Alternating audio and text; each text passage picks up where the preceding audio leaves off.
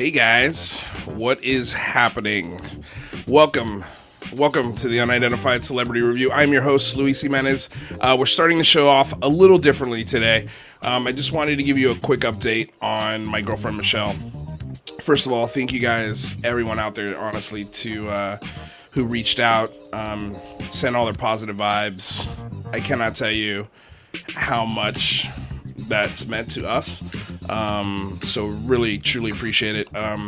So Michelle had a really bad accident. If you don't know, my girlfriend, on Monday afternoon, right before our first show, and she got rushed to the hospital. Essentially, she just got lightheaded at the top of a second floor balcony of stairs, and she flipped over the ledge and fell and hurt her back really, really bad. But she's home. We got her bed rested. We're trying to get her medicated up properly, and then off to physical therapy. You know, one day at a time. There's nothing you can do. Out of all the things that could have happened, this is not a bad outcome. You know, it's tough. It's tough, but we're gonna get through it, and we appreciate all your love out there, all your support. It means the absolute world to me. We're gonna obviously try and do this show as much as I humanly can, but there's gonna be some doctor visits here, I think, in the near future. So if we end up missing some shows, I do apologize in advance. We try to keep a schedule as much as we can here, and that's because you guys want it. You guys support the show. You do it through the Patreon. You do it through the super chats. This is one of the best things that's ever happened in my life. So I appreciate all of your support out there. Seriously, guys. So with all of that out of the way, let's get today's show started. I just want to say thank you. What's up, NP? Thank you for the $50 super chat. Appreciate the love. She's okay. She's hurt. It's going to be a long road to recovery, but she's going to be good. We've got a strong family, and there's a lot of people here that are helping us and that have helped and have reached out. So thank you. I truly, truly appreciate it. All right, you guys. So let's get today's show started.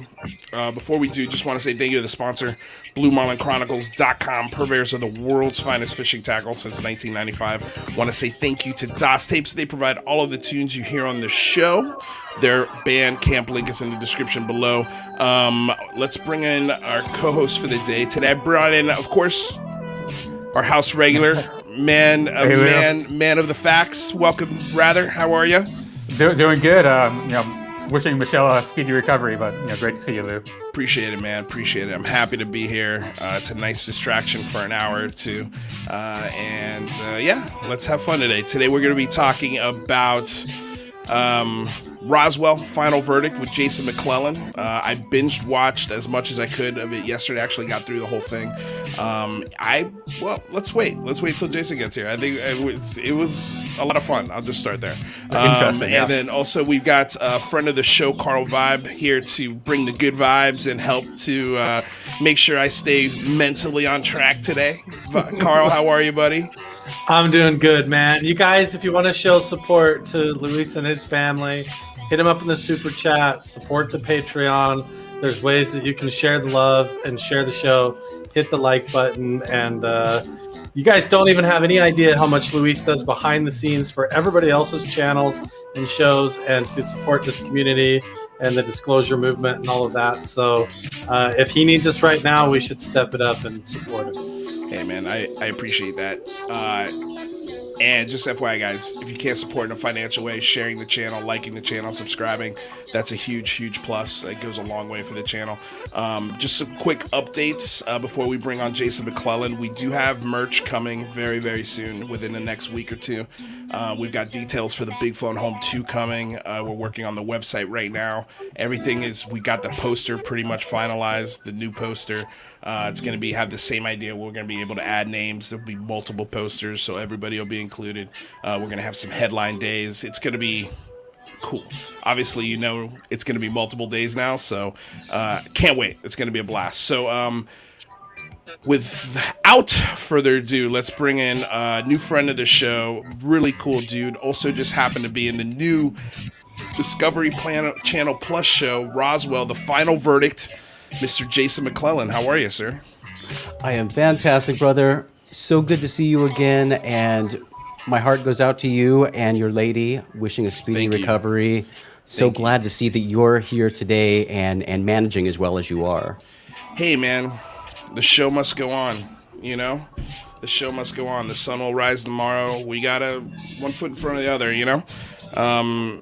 I was on the fence about coming on today, but, you know, talking to Carl, you know, after you confirmed, you know, I can't not be here with you guys. There's a lot of stuff happening. I got really excited when I saw the J.J. Abrams trailer today. Maybe we'll talk about that a little bit later today.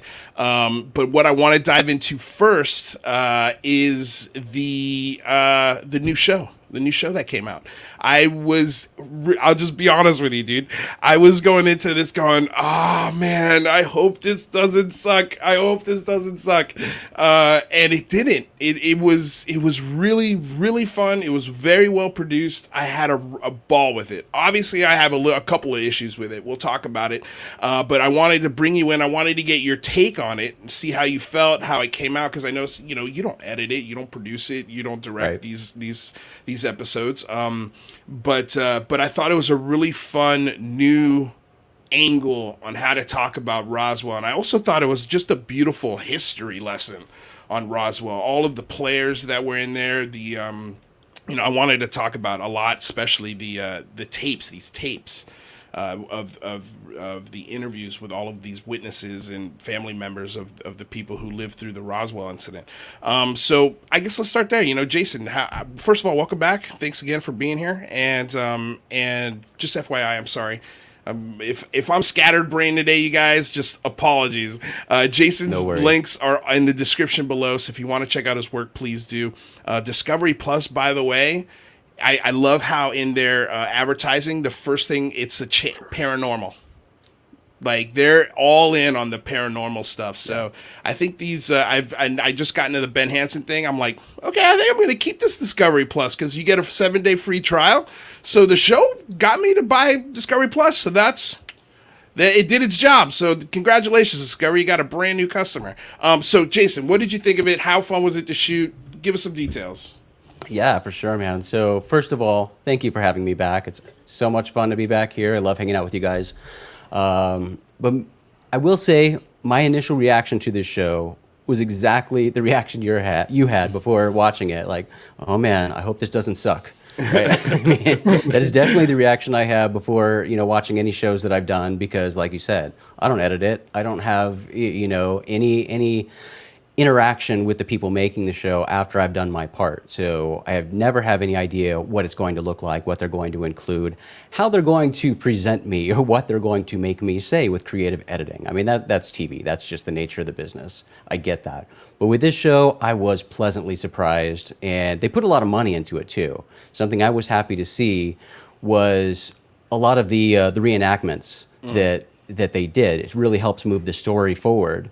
But what really hooked me on this show, why I said yes, besides my deep love for Roswell, I love this case so much, but the fact that they had this AI technology that they wanted to use. And that's always been my deepest desire for Roswell and other historical cases as well, is revisiting these cases when new technology emerges, when we have technology that we can apply in new different ways to look at the available evidence that we do have.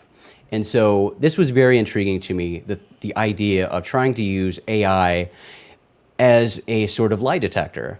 And that's what they did with this show, with all of these old audio recordings, old film interviews that were shot with some of these witnesses, both primary witnesses and, you know, third-hand witnesses too, people who were children, who were told stories, or children who were actually involved in the incident.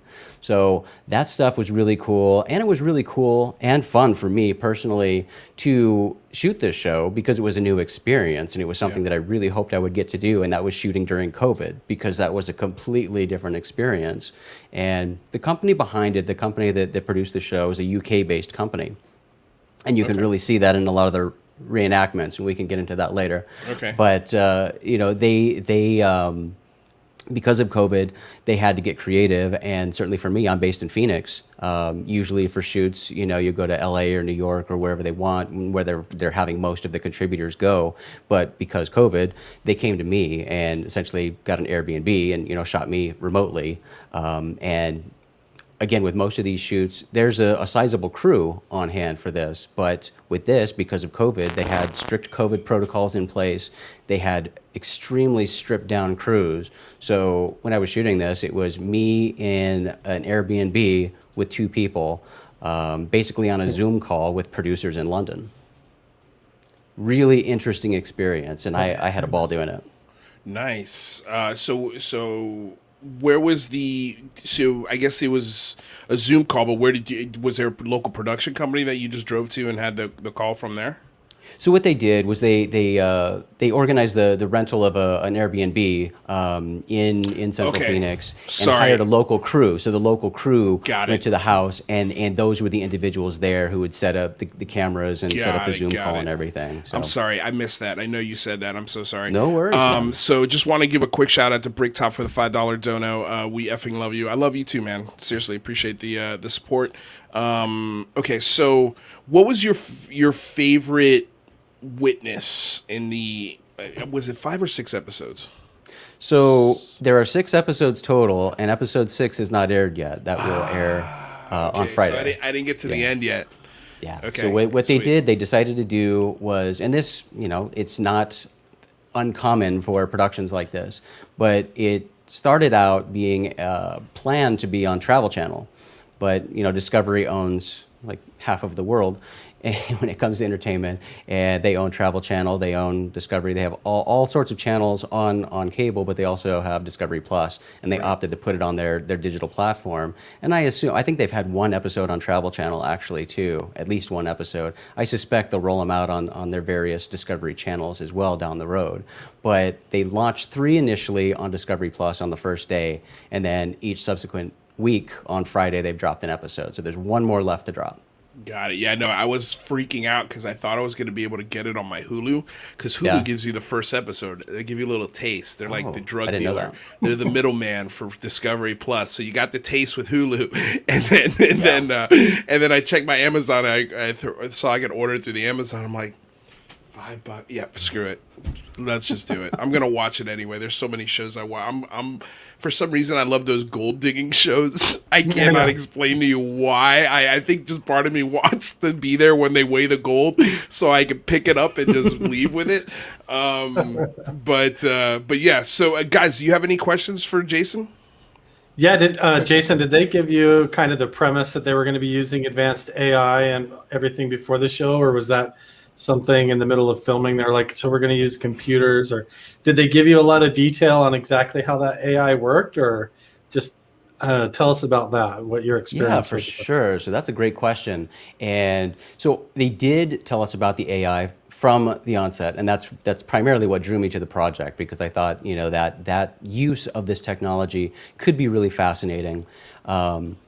So what I personally was told about this technology was not very much from the beginning. I didn't understand the basics of what it was looking at, what percentages we're looking at. If this is as reliable, more reliable or less reliable than a traditional lie detector, because that's essentially what this is. It's a lie detector. It's using these deceptive traits that they're looking for to analyze and predict whether someone is being truthful or deceptive.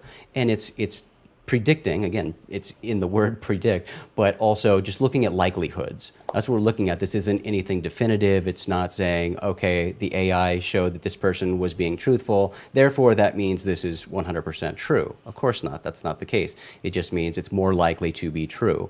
And so that's how it was explained to us from the start. But fortunately, even before the first episode aired,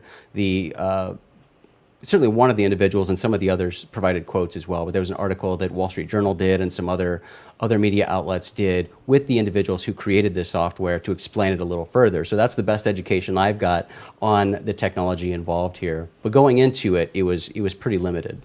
So when we were shooting, I was basically presented with essentially what the AI was looking at in that particular moment, and then what the results were, and then, on the spot reaction, go. Right. It's super interesting because I remember watching the old VHS or cassette tape accounts of the Roswell crash and the still living witnesses, and they're all in their elder years, trying to recount stories from their parents when they were young.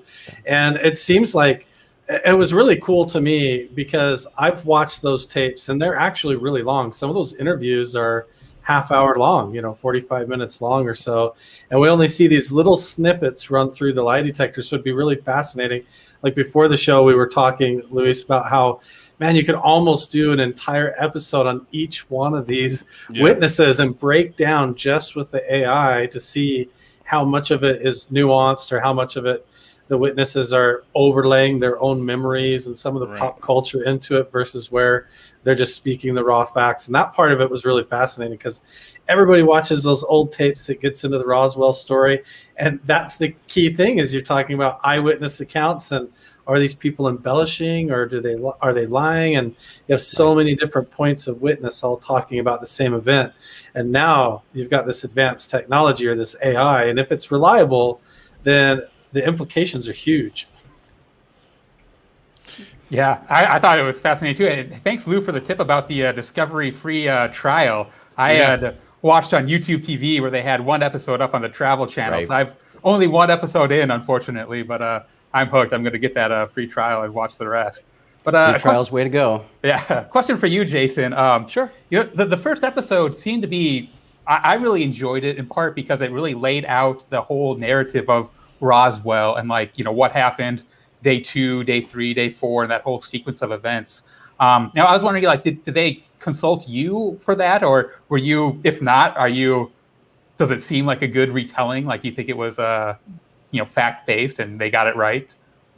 So with this particular show, and with most of the shows I've been involved with, they will use all the contributors or a handful of the contributors to essentially drive the story and, even during shooting, asking questions about particular things that happen and fishing basically to see, is this an avenue we should go down? What do you think about this? Is that worth exploring? Things like that. So there was a lot of that with this episode, certainly with a lot of witnesses and a lot of witnesses who you will not see in this show because there are just so many problems associated with those witnesses. And Roswell, like any UFO case, it's a mess. It is a mess because, number one, we're dealing with UFOs. That's a mess right there. But number two, it's so old. You're talking about something that happened in 1947. You have most of the primary witnesses who are no longer with us. Even the children of the primary witnesses are, few and far between. This is something that happened a long time ago, and you have people who initially, even when they were initially retelling these accounts of what they claim to have happened or heard that happened, this was in the late 80s, early 90s, when this testimony started coming out, when people were starting to be interviewed and when witnesses started coming forward, because that's when UFO investigators started looking into the case.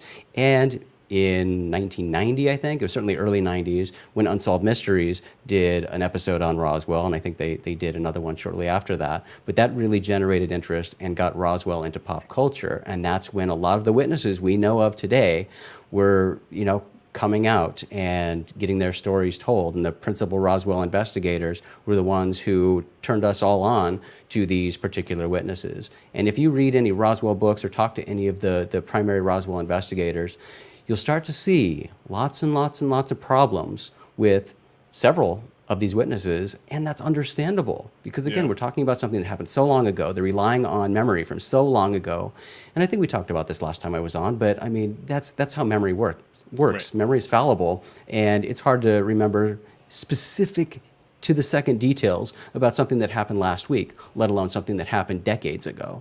So it does create problems, and that's why, seeing AI brought into this is an interesting twist to apply to this really old case. Yeah, it also kind of exposes a challenge of the AI approach too, in that that will tell them if they think they're lying, right? But they could be telling the truth as they know it, and the AI won't say that's a lie if it's not true, right? It's like George Costanza on Seinfeld. It's not a lie if you believe it. Right. Right. And a lot of it, you have the stories are secondhand as well. Like in episode 2, you have the account of Vern Maltese. I think that's how you say his name. And he's recounting what Barney Barnett told him. So it's like he wasn't actually there. He's just recounting what he was told from a witness. And so, sure, he might be saying that it's true, but that doesn't mean. So it's hard. You have to trace that back in the with the scraps of evidence that we have left. Yeah, and it's a really good point. I mean, you do need to pay attention to what is being said and who is saying it. Right. A lot of these witnesses, you're hearing that the AI predicts what they are saying is true. They're being truthful about it. In their minds, they are not being deceptive. They are being truthful. But most of these witnesses, again, are being truthful about saying that so-and-so told them that they saw something else. So you've got this chain going, and they're being truthful, at least in their minds, that so-and-so told them something. But, you know, you just have to pay attention to what the software is telling us and who is making the statements, what those statements are. Witness testimony is great. In your opinion, well, not in your opinion, but who's your favorite witness of the entire Roswell incident? Jesse Marcel. It has to be, right? Jesse Marcel, absolutely. I did find it in. Well, I guess I don't know if we want to give spoiler alerts here. I mean, the We fifth probably shouldn't episode, do spoilers. the 5th episode's already out, but I feel like I want to give you the answer on whether or not Jesse Marcel was telling the truth. Let me see. Do I want Discovery Channel to give me a show? Go buy the Discovery Plus app and go check it out, because I think it was quite shocking, some of the things. And here's the thing too, man, is when I was watching it, I was like, you know, part of me is like, what would be the motivation for a production company, especially? I mean, then again, Discovery is pitching this paranormal sort of aspect to their Discovery Plus, but I mean, what's more interesting to watch? A whole bunch of UFO investigators that have devoted their lives, right, to this case. Some of them, especially in the case of Don Schmidt. Don Schmidt is up to here in Roswell, and he's the guy who got a lot of these stories out of there, and deserves a ton of respect for it. But I mean, what's more interesting for television, right? Disappointing a bunch of those people, or having those people be confirmed in that their research and their belief systems have been validated by the truths that this AI kind of grabbed out of these older videos. And again, we talked about, like, you got to listen to who's talking, who's saying what, because a lot of these people are family members of the actual witnesses. But one or two, I think in my mind, one or two of those people, maybe they fabricated their story. And then when the AI read through the retelling of that story, it came across as true because that's actually what they were told. But I just can't imagine every single one of these witnesses lying to the people that they told. And it just mathematically doesn't make any sense. Like, you know, all of these people, all of these secondhand stories, not all of them, again, go check out the app, but a lot of them, turned out to be true. Like, these people aren't lying, you know, and it doesn't, like, again, this is 1947. We're just entering the beginning of the Cold War. I think there's a really strong sense of patriotism, especially from the rancher. And I'm sorry, I'm forgetting names again. My brains are scrambled today. Was it McClintock? Mac Brazel? Mac Brazel. I don't know why I said McClintock. Mac Brazel. And I mean, like, to me, I think he's my second favorite witness. Because dude, yeah. it was his ranch. Can you imagine being in the Jeep ride with Jesse Marcel and Mac Brazel when they go back out to the crash site 6 days after, and there's still a bunch of stuff laying around, dude, and they literally load up a whole truckload of debris and drive it back? No, well, I could tell to be you, in that truck would be amazing. It would. I don't know if it'd be amazing or terrifying. I might need a new pair of pants after taking that ride, because what they end up, or at least what Mac Brazel claims to what happened to him after the 6 days when they try to put a lid on the story, it's terrifying. It's absolutely terrifying if it's true, which I think it might be, like based off of these stories and retellings, like I think it might be. And if that's the case, look, this show got me thinking completely differently about Roswell, because the History Channel did a 3-part series on history's mysteries. And to me, that show was laying out a really good case for me that this really was a cover-up to hide a top-secret weather balloon that can listen to nuclear weapons from halfway around the world. And the idea that these tethers, these weather balloon tethers, were longer than the Washington Monument in some cases, these top-secret weather balloons. So that's a lot of debris that can be spread out over a ranch, and if you don't know what you're looking at, with capsules that look like discs on them, by the way, like if you don't know what you're looking at, I could see how that could be confusing.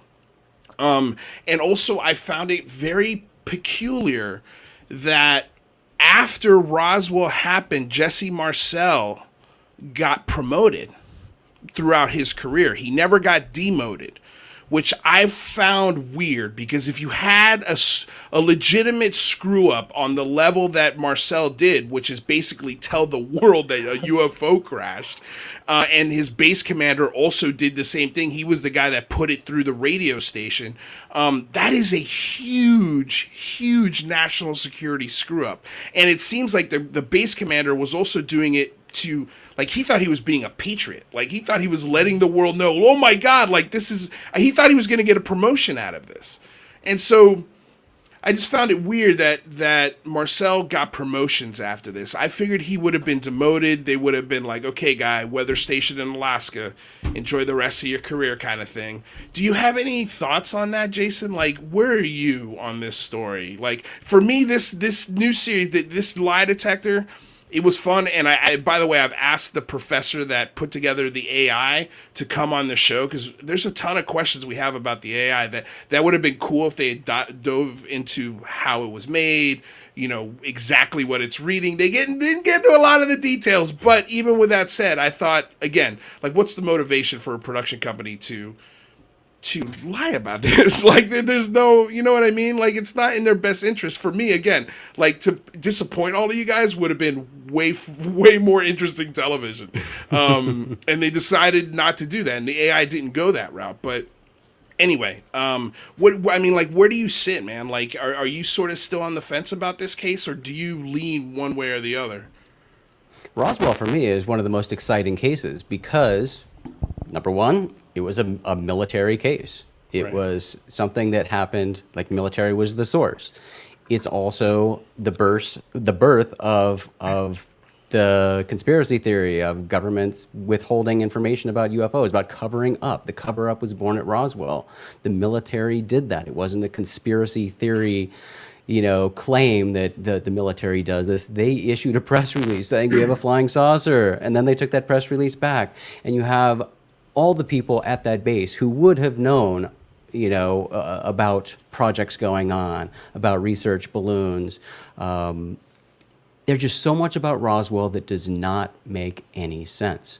And I love that. I love it because there's always something new to dive into, always something to scratch your head about, and always some different angle to ponder, right? You mentioned Jesse Marcel on a promotion, and he got sent to Washington for a while, and I think there his role was specifically involved in some project or related to Soviet nuclear detonations. Well, that's what Project Mogul did. And if Marcel had any sort of technical expertise in that area, that he was getting promoted to go to work on that specifically, you would think he would know the difference between, something that was specifically designed for doing that and a mundane weather balloon. He would know weather balloons. He would know research projects. I mean, he's the intelligence officer at this highly secretive lockdown base during a time where espionage is like a crazy real thing. You really think that he would not be familiar with everything that's being launched there? And these things, Mogul was launched a lot. I mean, it doesn't make any sense that he nor anybody else on the base would really have any idea what this thing is. Even if it was a research balloon, why? And again, AI on this episode or on this show is very fun because we hear people like Pappy Henderson. I think it was his wife that they ran the AI on, but to his statement about I flew the material from Roswell to Wright-Patterson. Like, why would you fly down just a scattered balloon to right field if it was just a weather balloon, or even if it was a research balloon launched from there? You would think they would just take it there and be done with it. It didn't need to go to the Foreign Technology Division to be studied. Unless it was a Russian weather balloon.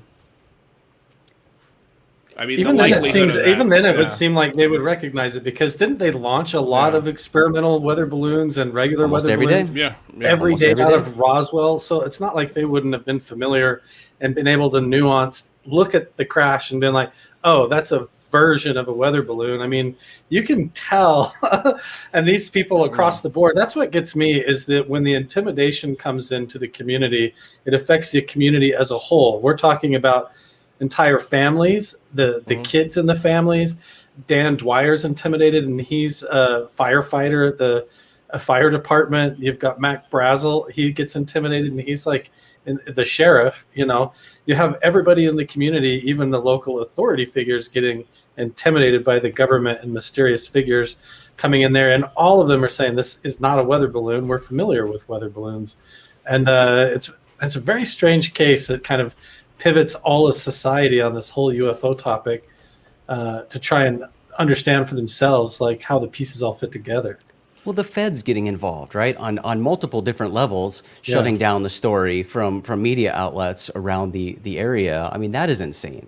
That is insane. And, they definitely get into that in the show with some results that I wasn't expecting. Just confirming some of these intimidation tactics that were at play to shut this story down. And it just makes absolutely no sense that things, would have started at such a high level, all for a down balloon. I mean, this is a small rural town. It doesn't matter what people are saying. All you had to do was have Roger Ramey say, "Haha, weather balloon, these guys are idiots." And it's done. I mean, you don't need to do more than that. The rest of the world isn't going to care what what people in Sleepy Roswell have to say. It would have been done.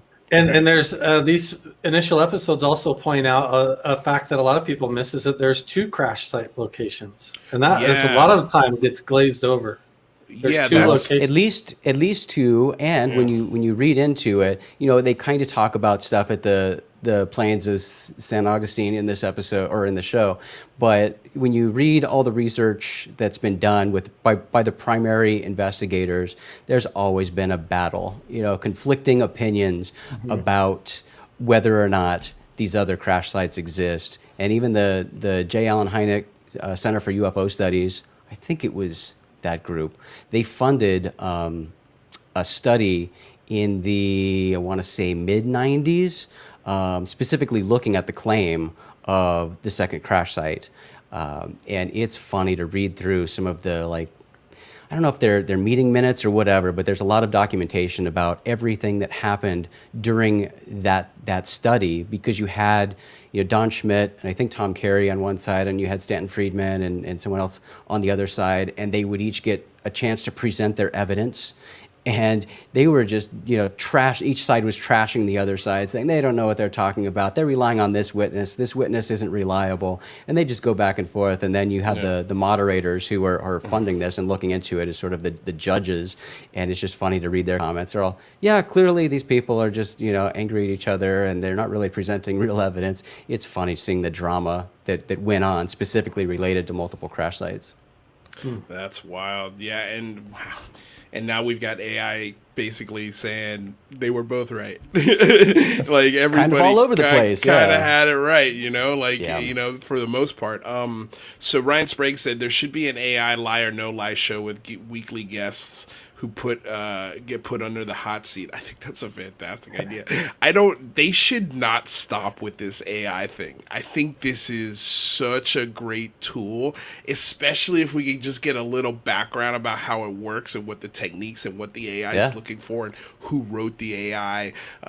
Things like that. I think if we can get some answers on that front, I think this is I would love for this AI Obviously, right? Bob Lazar. Like, I think that's the first place I would go, would be Lazar, or maybe Fravor and Dietrich. I mean, I don't think they're lying whatsoever, but it would just be cool to do that. Yeah, so most of these AI algorithms work by you have a large set of training data, right? So you have a large amount of videotapes of people telling the truth or telling lies, and you train the algorithm to kind of detect the differences between those. But you have to know who's lying and who's telling the truth in these training data sets. Right. So I'd be very interested to know how they got samples of known liars lying on tape. Right. Well, that's what I want. I wanted to see the AI. Like, I wanted them to show us examples. Okay, we know this guy is lying 100% because the DNA shows that he definitely killed this person. Here's the AI on his whatever, and the AI comes up, yes, he's lying. And then do another thing for the opposite. Chris Mullen, thank you so much for the $1.99 super sticker. Truly appreciate the support.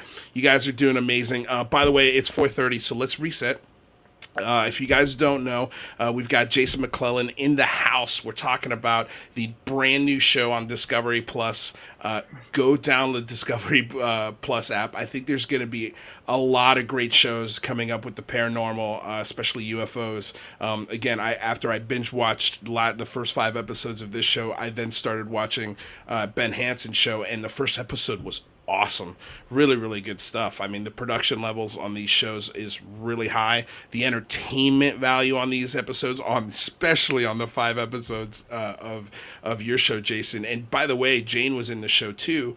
UFO Jane Kyle, journalist and researcher. She's going to be on next week to give her perspective on the show. So it's really cool that we've got friends on these shows, so they could come on and talk about it. If you guys are digging the content, please do me a favor, like, subscribe, share the channel. We've also got carlvibe helping fill in for the absence of Mike and just helping me get through the day, making sure the questions are sharp. I've already asked the same question twice. My brain is in complete scramble mode right now, but I appreciate everyone's support, appreciate everyone's well wishes for Michelle, and we're getting through it together. So thank all of you guys out there, and of course Rather Be Squidding, who you just released a video last week. Rather, you want to tell the people about that real quick? Yeah, it's an interesting video on how we might someday soon be able to create a universe within a lab, like a real actual universe. And if we can do that, maybe other people have, and maybe we're in one. So some interesting ideas. Go over, subscribe, and check it out. And by the way, there was a great, if you guys, I don't know if you guys saw this, but that makes me think of an interview that Martin Willis just did with Jason, is it Jason Leto? Chris Leto. The guy who was making the F-16 fighter pilot, who's making those videos that him and Mick West have been going back and forth on. It was an awesome interview. But when they were talking about the physics of things, how when you get smaller, the known physics kind of starts to change. And the example he used was an ant getting stuck in one droplet of water. Like, here we are, pound for pound, the strongest animal on the planet, getting stuck into a droplet of water because the physics of it just changed. It's different. And so this idea that because this baseline physics that we all know and love, right, and are so comfortable living in, this idea that you can go once you get bigger, for some reason the physics is going to stay the same. It's kind of a silly proposition, no? And then they also were saying stuff like, well, I don't know why the UFO topic is so taboo. You guys weren't there for the Big Bang. How do we know? You don't have pictures of it? Can you touch it? Can you taste it? No, but we still study it. Same thing with dark matter. We don't even know if dark matter is a real thing yet. Like, we've dumped millions of dollars in the dark matter. Millions. We have taken up so much time and space in a college institution for something we cannot prove whatsoever. So why can't we just take that very lateral step? It's not even a leap. It's a lateral step to UAP. It doesn't make any sense. So go check out that interview. I don't know why I went on that tangent. Something you said rather reminded me. But anyway, you guys, thank you so much for being here. We've got 164 you guys in here. Like I said, if you haven't liked, subscribed, or shared the channel, please do so. Check out the Patreon link. Our moderator will pop it in the chat now. It's a great way to support the show. Remember, we are a public access channel. We are supported by viewers like you. Even if you don't have access to the Patreon or can't afford the Patreon, which starts at $1, goes all the way up to $500,000. If you've got the guts, go for it, please. It's a joke, really. I don't think anybody will ever do that Patreon, but it's fun. But regardless, doesn't matter how much you pay. Everyone gets the same access to the show. $0, $500,000, same show for everyone. So, so thank you if you're supporting or thinking about it. And again, we got merch, and we've got also the big phone home details coming in the next couple weeks. So stay tuned for that. All right, so let's get back to Roswell. Okay, so. We were talking about 2 crashes, right? That's something that is really, really overlooked a lot in this case. So, what is your best guess as to what the hell happened in 1947 in July? Like, was this? Does anybody have any theories? Was it more than 2 craft? Am I missing? Like, is there something else here that I'm missing? Are there other stories? What do you hear, Jason? Yeah, so there are certainly a wide variety of stories, including just one craft that kind of crashed and skipped and wound up in a different location. Multiple craft, more than 2. There's also the predominant idea of possibly 2, but then we have these bodies at multiple locations as well, and that was something that I was really looking forward to seeing in this show was some of the AI results for witness testimony related to bodies. And the show focuses a lot on that because that's really one of the more sexy angles of the Roswell story. Obviously, if we have bodies, right. Bodies wouldn't be involved with a weather balloon or a research balloon. And the military's tried to explain that by saying crash test dummy testing that was happening in 52 or something, which doesn't line up with 47. But then again, we're talking about something that happened so long ago. And are they really thinking about or recalling something that happened in 47, or are they recalling something they saw in 52? And when we have these multiple sites too, some of these witnesses that are the primary witnesses for supporting those ideas, you're talking about, a kid who was 5 years old at the time. And I don't know about you, but I certainly don't have vivid memories of when I was 5. I have spots here and there, but I couldn't tell you absolutely with 100% certainty something exciting that happened down to the detail of I saw 4 aliens and one was alive and the other one was kind of moving, and little things like that. So, but it is interesting that testimony specifically to see some varied results. So that one was an interesting one for me. But yeah, when it comes down to something that happened so long ago and a wide variety of second and third hand witness testimony, you're going to get a wide variety of stories, right? It's just like if I stand on a street corner and witness a car accident, and if we were all there and we saw the same car accident, when the police come to take our statements, we're probably going to have a handful of different statements. Because we pay attention to different things, whether one of us noticed the color of the car or memorized 2 numbers of the license plate, or, this car ran the red. No, the light was actually green. It's going to vary all over the place. So certainly when you're dealing with something decades and decades and decades old, you get a lot of that. It just gets amplified. Right. No, it's a good experiment. Actually, I should probably run this experiment now. Is that, if you see something crazy happen, to write it down. Write it down immediately, no matter if it's a UFO, an accident, or whatever. There's just, it's fresh in your mind. You can write it down, and then you can always check it a couple years later just to make sure that what you remembered is what you wrote. And that's a really great way to sort of to check yourself on your memories. But yeah, I mean...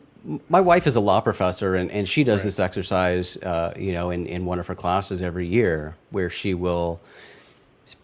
specifically stage something at the beginning of a random class. She'll have like a random person come in the classroom and like walk in front of the class holding a blue bag and wearing a green hat or something like that, and not really do anything noteworthy. Would just like come in the class, spin around a bit, and then go sit down.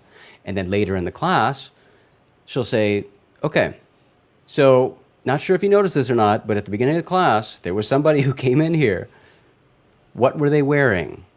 What do you remember about this person? Did you even realize there was a person there?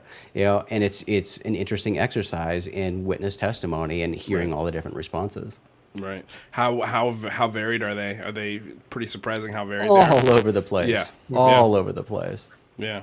No, We all see doesn't- things differently and focus on Right. different things. So. No, it's true. It's just, yeah, I guess that's just human nature. What our eye is drawn toward, those are going to be the things we focus on. So, Carl, what do you think, man? Any other questions? I know you've always got some killer questions. Man, I can take it a little bit far out there if we want to go out there. Please, on what let's. happened at Roswell. First of all, I think that there's something that gets missed is there was over 300 UFO, UAP type sightings that happened in the year previous leading up to the Roswell crash. And there always seems to be some kind of a electromagnetic anomaly with these things. Either it be like a giant anomalous monsoon, like a thunderstorm that they happen to get stuck in that knocks them out of the sky, or like at weird anomalous stuff, not to make a comparison with Skinwalker Ranch, but like I think that there's a giant meteor impact, an ancient meteorite that hit the ground there that created iridium in the soil that creates an electromagnetic effect where these other dimensional beings or craft or realities in the multiverse kind of compress into ours and bleed through. And if there's a big storm or electromagnetic buildup, just like a static buildup in the atmosphere, then maybe there's some slippage that happens there, and these things come through and don't adjust in time and hit the ground, or they land on purpose and get recovered. And Roswell is just one of these incidents, I think, where this happened possibly in one, if not two separate spots, where it hit the ground, flew a little bit, and then really crashed.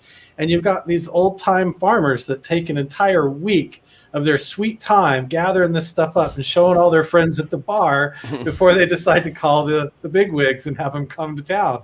And so you have it spread throughout the whole community before they could put the fire out. It was already everywhere. So when the government descends on it, it's already spreading everywhere. They can't contain it, and it looks like a big cover-up that they can't cover up now because it's all over town and already been leaked out and announced, and it's hard for them to put a lid on it now. I do love that idea. What were you going to say, rather? Well, that was one of the points that I wasn't really aware of I learned from watching this, was that, that Bradsell learned about it like a week before it actually happened. And I wondered, does that kind of kill one of the theories that have been going around there, saying that the military maybe shot these down? You think if the military shot these down, they would have probably found it before some rampant, right? And if it was some Russian missile or something that went down, like it was just laying there in the desert for over a week before they noticed. But here's the flip side of that coin, dude, is like, wait, are we supposed to believe that not one, but two let's just assume, again, we're making huge assumptions here, but let's just say they're extraterrestrial craft. We're supposed to believe two of them failed in the same week? Like, what the hell happened, dude, that these things are falling out of the sky? Like, they're able to traverse, if they're doing it this way, billions of light years, right? Hundreds of thousands of light years. Or if they're getting here through, who knows? Whatever. The point is like, why are they failing in the same week?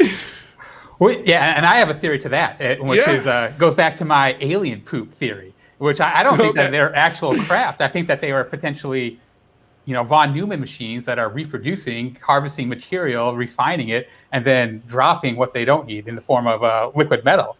And watching the first episode, I feel like all the testimony kind of lines up with that. I'm really eager to watch the next episodes and figure out about the bodies, because if there are bodies, it kind of kills that theory. That's the thing, right? Oh, sorry, Jason, we're just going on rants here. What did you want to add to this? That's what we're here for. We're here to rant.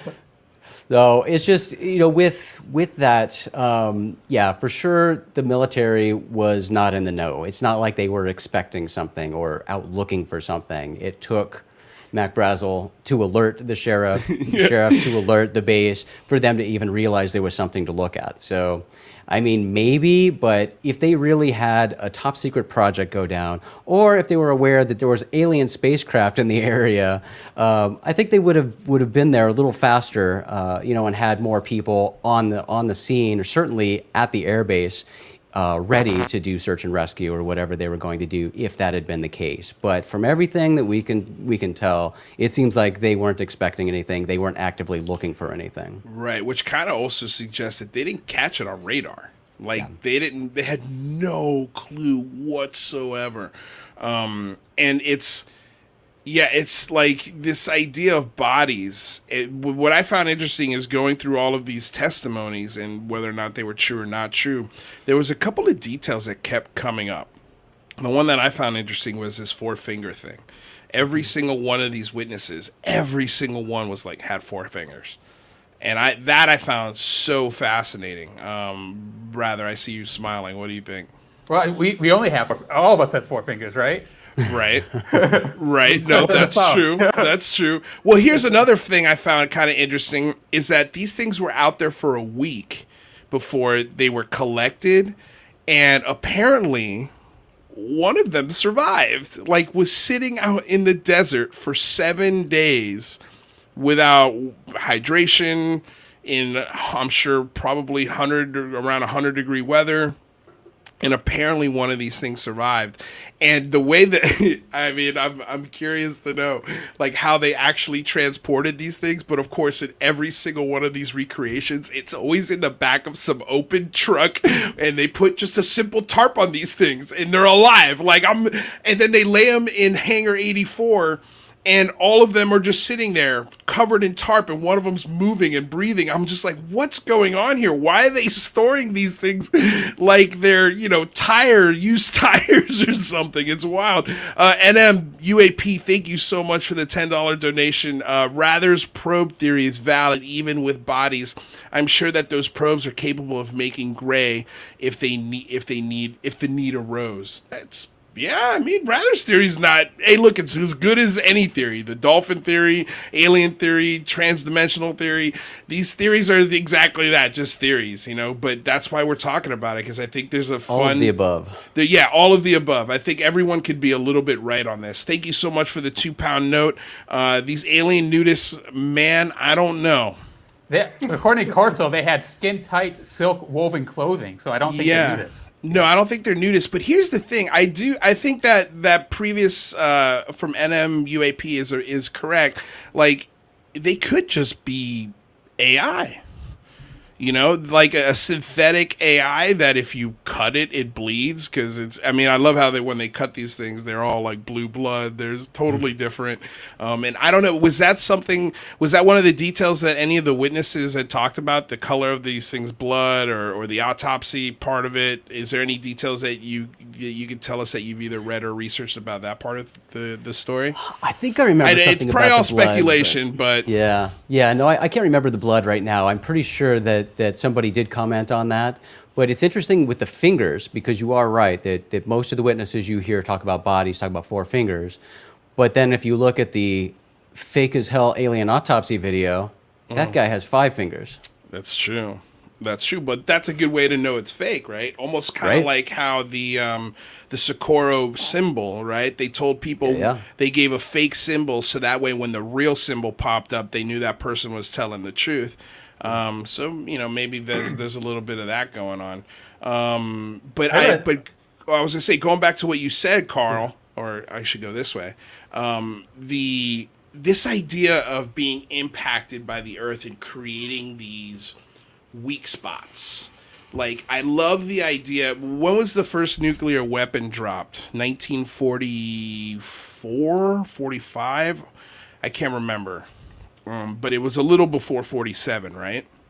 Yeah, and they were dropping them all out in the New Mexico desert, right? Where a lot of this stuff is going on, and in Nevada, where around Area 51 to the west of there. Well, the 45. reason why this 45. Okay, so the reason why I say that is because I like this idea of, like, remember when we were talking about the anthill, and imagine if the anthill, sure, we don't pay attention to it, but let's just assume for 1 second that this anthill detonated its version of a nuclear weapon, and in our world, that took out a coffee shop. You know what I mean? Like, then now all of a sudden we'd be paying attention to these ants. We may not get rid of them. We may try to study and look at them and see what the hell they're doing. But that their nuclear weapon somehow affected a space outside. It almost ripped space-time and created a weak point that allows these things to it either signals them, hey, like, like an alarm, like, like an ADT of the universe, like we've got intruders, and it's, they call somebody and then they come check out to see what's happening with some probes or something. But I mean, what do you guys think of that crazy theory? I mean, certainly with Roswell, there's definitely the thought of the nuclear connection, because this was where our atomic bombs were. This was the only atomic capable flight group in the world. In that same region of the country is where we were testing nuclear weapons. It's where where the atomic bomb was developed. So a lot of attention on that specific area of the world at that time, and lots of UFO activity around that time. So that was certainly, and certainly still is, a popular idea of what attracted the UFO or UFOs to that region at the time. Rather, were you going to say something? Yeah, I mean, I think that's very interesting, and certainly there's a lot of kind of evidence for that. But I take the nuclear connection with a grain of salt. One is that I feel like it's almost a little bit hubristic of us to think that our technology could actually influence or have an impact on some, vastly superior technology. You don't think on some level, like splitting an atom is almost kind of like an alarm bell or a red flag for something? I mean, yeah, and it's definitely like a sign, like something that could be detectable and something that could draw people there. But, the thing that kind of draws me away from that idea is there's so many historical sightings, right? Like throughout the ages, the battle over Nuremberg and stuff like that. And so I don't think that it started in 1947. Well, I think it's something that's been with us. But that strengthens Carl Vibe's view of these meteor impact sites. That might explain why they've been here throughout history, because these impacts are just as large as a nuclear weapon, in some cases larger, right? It could possibly be, too, that the radiation and the nuclear impact and the fallout is actually affecting us as a human species and manipulating our ability to perceive reality differently and see these things where we normally wouldn't, rather than like we're actually shifting reality so that they can come through. If you flip it on its head differently, maybe we are the affected ones and our hardware is opened up a little broader with exposure to all this new advanced technology. That's a really interesting idea. If you think about like isotopes of carbon, there's literally new isotopes of carbon that are in our atmosphere that weren't around in the last 50 years, and there's new research showing that different isotopes affect us differently of the same atom. So you kind of blew my mind there, Carl. These certain types of electromagnetic or radio wave or radiation frequencies could be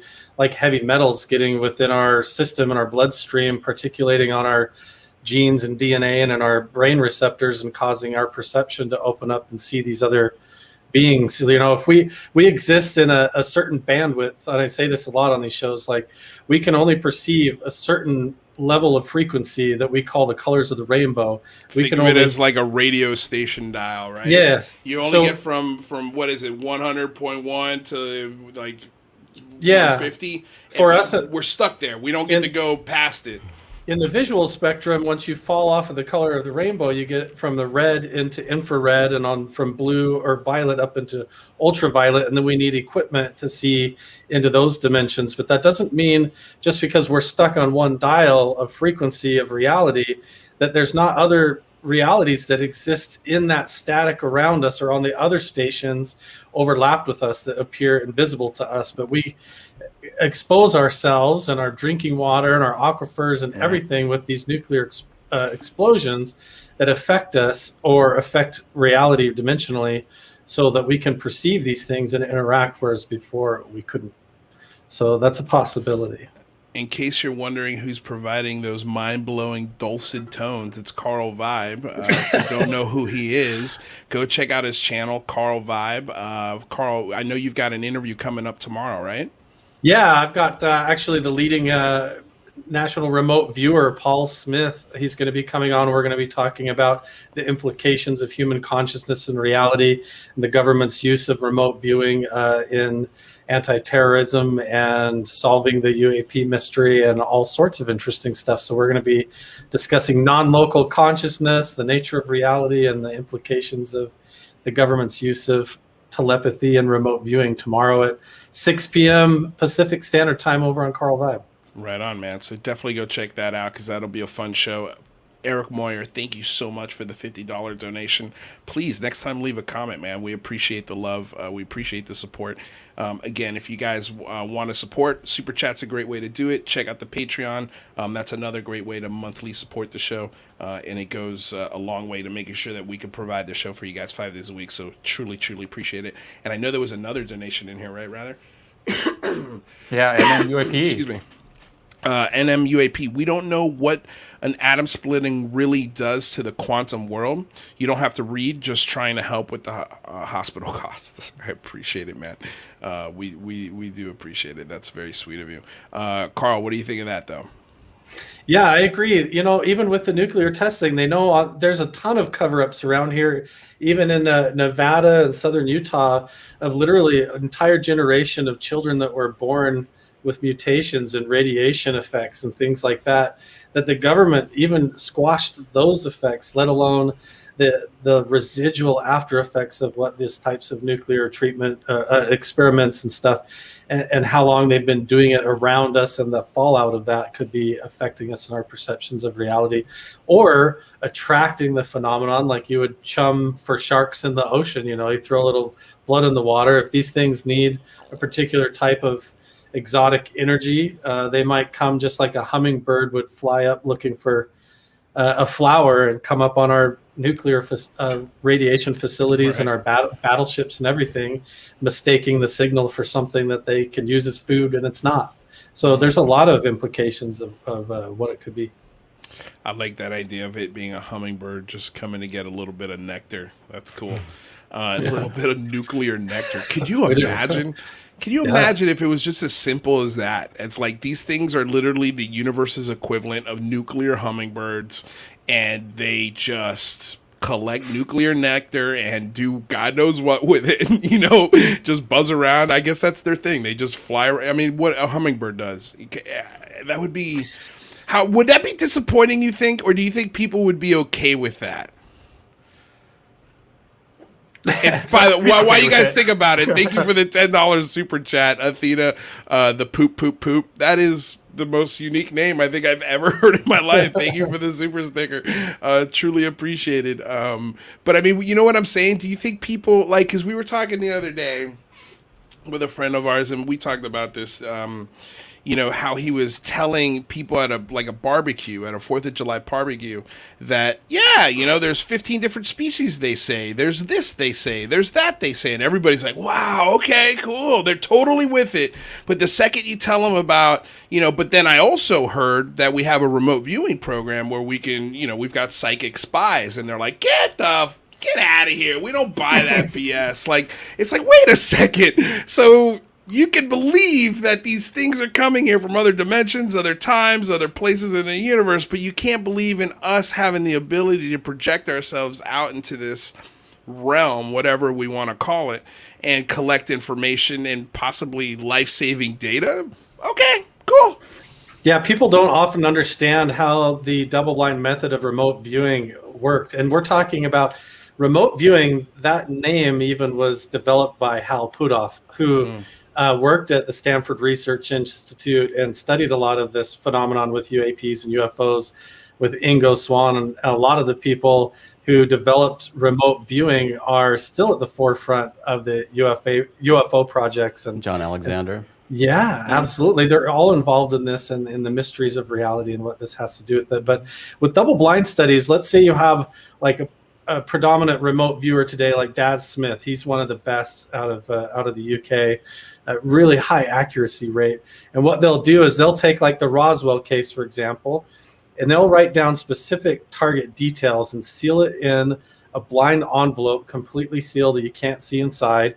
And then they'll just write like an 8-digit random number on the outside of it, and then hand that to somebody who has no idea what's in the envelope.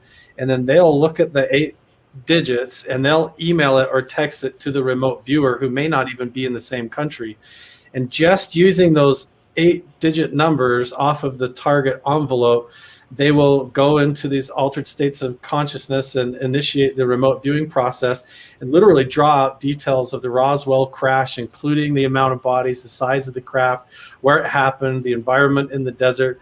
And all they have to go off of is 8 random numbers that were texted to them, and they're doing it completely blind off their intuition.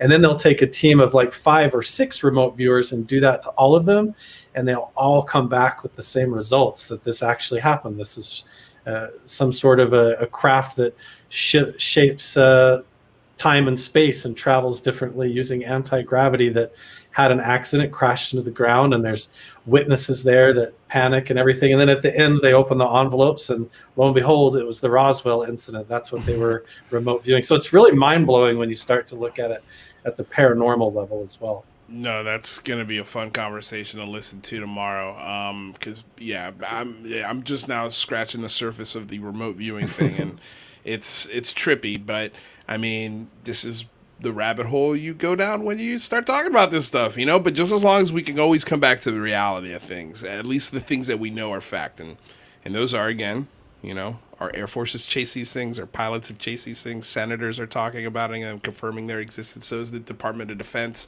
Navy, pretty much every 3-letter agency. So we know that these things are actually in the sky. How they're being operated, where they come from, who they are, nobody knows. You know, you'll never hear on this channel that we know, and we take a lot of pride in that. But it's fun to speculate. It's fun to think about. It's fun to think differently. Jason, we're hitting the first hour wall here, my friend. How are you doing on time? You want to stick around and hang out? Rocking and rolling, buddy. I'm here with you as long as you need me. Right on, right on. Gentlemen, how are you guys feeling? Doing good. Doing good. Okay, great. Awesome. Well, you guys, we're going to get into the second hour a little bit.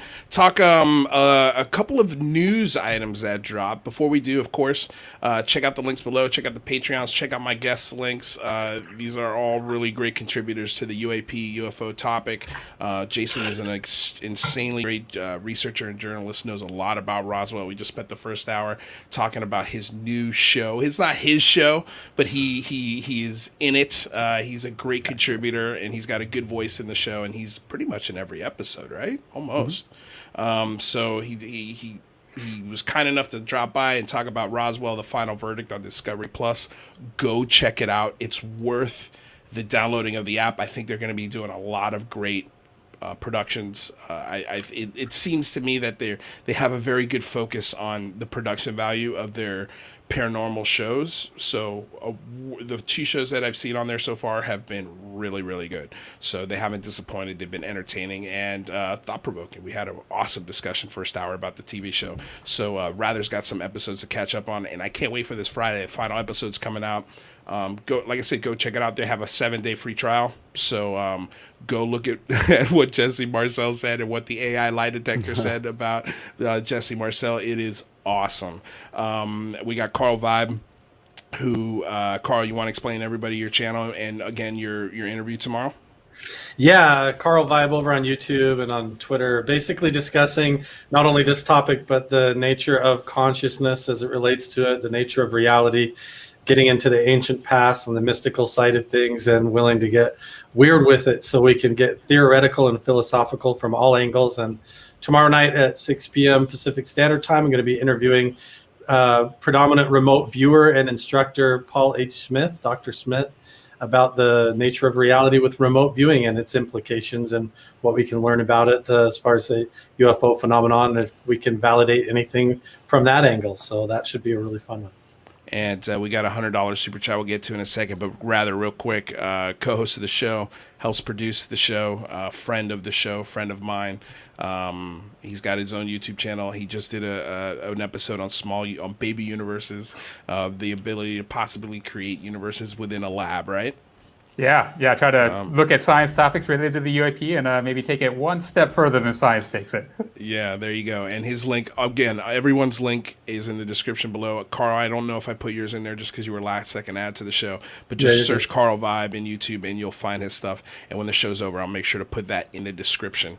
So real quick, Tina Tamaguski says, Carl Vibes tomorrow. Said, look at that. Tina's so on top. She's such a great moderator, and I found her. Like, I don't want to say I found her. We became buddies through Pete McCarthy over at the Creepy Little Book. She is his moderator, but she's a fan of the show. I made her a moderator for my show. She's just so on top of stuff. I just love Tina. Thank you so much.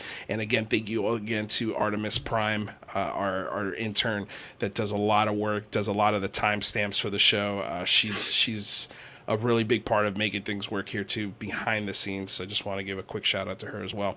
But MP says, I love Luis / channel's terra firma alignments. That keeps me coming back. Appreciate it, MP, dude. That's an insane donation. We really appreciate the love. It goes a long way. As you guys know, we've upgraded a lot of things on the channel because of your donations. So you just know that every single one of your dollars goes towards improving the show, goes towards making sure that we could do this show 5 days a week. So much appreciation there on that front. So let's get into some other stuff that we wanted to talk about today. Where do you guys want to go? Do we want to talk about the J.J. Abrams trailer that dropped? Or do we want to talk about the bomb that John Greenwald dropped right before the show? Talk about both? We'll definitely talk about both. Which one do you guys want to do first, though? John Greenwald. Let's do that Greenwald. first. Okay, let's do Greenwald. All right, so since you say Greenwald, Carl, take it away, buddy. I passed you guys the article. I don't know if you got to read it, Jason. I don't know if I sent it to you. I read it. Okay, cool. So what'd you think? Okay, excellent. Rather, thank you so much for propping this up. What did you think of the story, Carl? It seemed to me like it focused around an admission that the UAP task force actually was requesting permission to get information from the International Space Station regarding unidentified aerial phenomenon, which would indicate a lot of things that you could assume off of that. They either are aware that the International Space Station is having encounters and they want access to that data and that information, or they're trying to quiet it down, or they literally don't know and they're just trying to use every bit of equipment, which means that they're expanding the search and taking it more seriously, if you want to take it that way. So that's how I looked at it. It was just like confirmation that the UAP task force was trying to work with NASA in correlation with the International Space Station to get more data about this phenomenon. Yeah. Rather, what do you got? Yeah, I mean, I thought it was really interesting. I probably wouldn't have thought it was that compelling if not for Bill Nelson's statements, a couple months ago, talking about how deeply involved and interested they are in this issue. And I wonder if part of that is because of these briefings. I mean, I'm guessing it almost certainly is. You would think, right? Jason, what were your thoughts on it? Well, as John pointed out in the story, it's cool to have this sort of confirmation that the task force was reaching out to NASA. Even though the request did not request the report request didn't ask for information from NASA, and the preliminary assessment that they recently put out, the ODNI, didn't really have any information from NASA. So the fact that the UAP task force reached out to NASA trying to get information is interesting, but it shouldn't be surprising to anybody knowing the task of the UAP task force. I mean, they were essentially told, look, we need to get all of the agencies on board so we can share data about UFOs, because right now that doesn't happen. We need to create a process to do that. And so what we see here is the task force asked to brief NASA about what the task force is and what they were doing. So it was probably a sales pitch saying, hi guys, I'm the UAP task force and I'd like your UFO data. Right. So, I mean, it makes sense that it happened. It's not surprising to see that, but it's cool that we've got the documentation now to show that they were actually actively reaching out to NASA. Yeah, well, it kind of shocks me a little bit that it clearly just tells you, the thing that I took away from it is that, man, this UAPTF has no resources. it seems to me like they don't have a lot of access to maybe some sensitive things that they would want to have access to. So that's why they went to NASA. They're like, well, let's give it a shot. Let's see what happens. Maybe NASA's got some stuff that we might be able to pry out of their vaults or databases. But that's kind of what I took away from it, is like, damn, these guys are really trying anything. And I think that's a problem. And I think that's what this whole IG investigation is going to start looking into, is that these guys don't have the resources, and even when they get the information, it hits a wall, and it keeps hitting this wall, and it's not getting to the proper people. The information's not getting to the right channels, and the appropriate actions are not being taken because of stigma. Like, what? Like, this is so stupid, to a point where they can't even ask their own military resources for information. They got to go to NASA. Like, I feel a little bad for ATIP. Am I crazy thinking this? Thank you for the $10 donation. Fun prediction: the 23-minute UAP video that Elizondo keeps bringing up was taken from the ISS. Oh man, I don't know. Have you guys heard that? Haven't heard about that. No. Yeah, I haven't. That's the first I've heard of the ISS part, but the 23-minute video apparently exists. Well, the ISS part was somewhere in that document. He talks about the briefing. The project manager of the ISS, was involved in these briefings. So I think that's where some of that speculations about the ISS comes in. It's possible.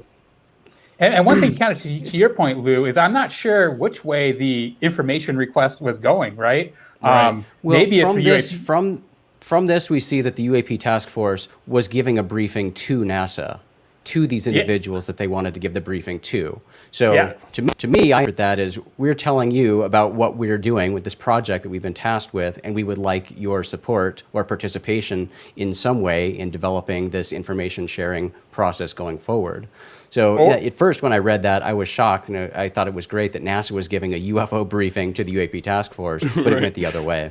Well, it could be the UAP task force is telling NASA to watch out for something, right? That's assuming the UAP task force knows something, and we know that they don't.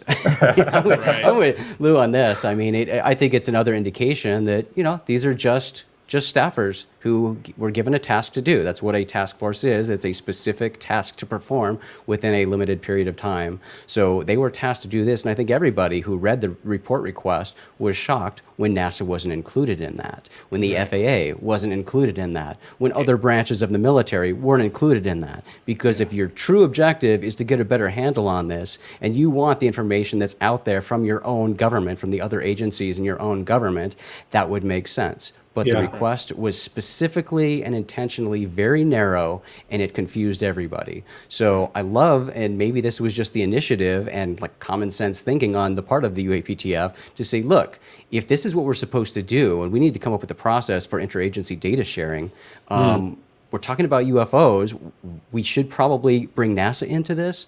So I love seeing that, and they did get some unexpected participation from the FAA. So I would love to get more documentation about how that all went down too. Yeah. Well, well, go ahead, Carl. I was just going to say that. Really quick, I was just going to say that's one of the things you get all the way back to Project Sign with Rappelt and J. Allen Hynek and Project Blue Book. The hard reality of this stuff is, even though that these guys are touted as well, he was the head of Project Blue Book. If there was something going on, he knew it. But the truth is they're responding to reports usually after the fact. So they, a bunch of stuff would come on their desk. They would compile it together and say, well, boy, we better go take a look at this. And then a week later, they finally land at the location to try and interview everybody, look at the data. And then they're going around today. You got Lou Elizondo going around. You got any more FLIR footage for me?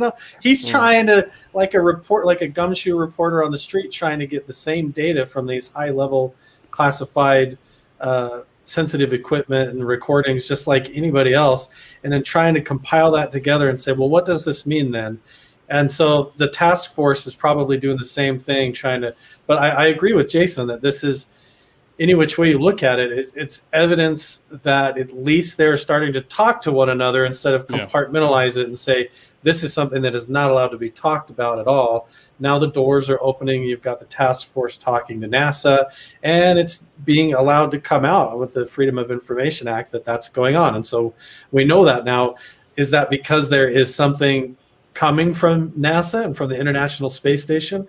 There's so many conspiracy sites out there claiming they've spotted UFOs on International Space Station cameras and footage and live streams.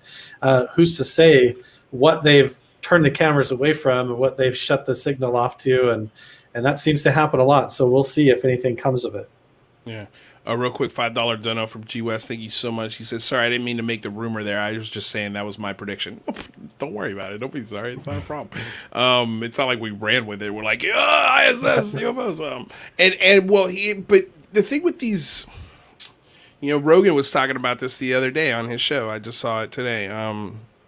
These satellite images, I feel like, I don't know if we're ever going to get those, especially from these really highly classified, super awesome satellites that can, zoom in on 2 different golf balls and tell you the brand names on each one of them. Like, I just don't think they're interested in releasing that they have that kind of capability. Even though I think it's pretty common knowledge, everybody knows that these satellites exist, I still think they're not interested in giving away the process. Again, it's the process that they're so scared of revealing. What do you got, Rather? Well, Havinder makes a good point here in that, these private entities now are launching satellites and capabilities that might parallel at least, what the United States government had 20 years ago. So maybe we should be looking not towards the government, but towards private industry for these answers.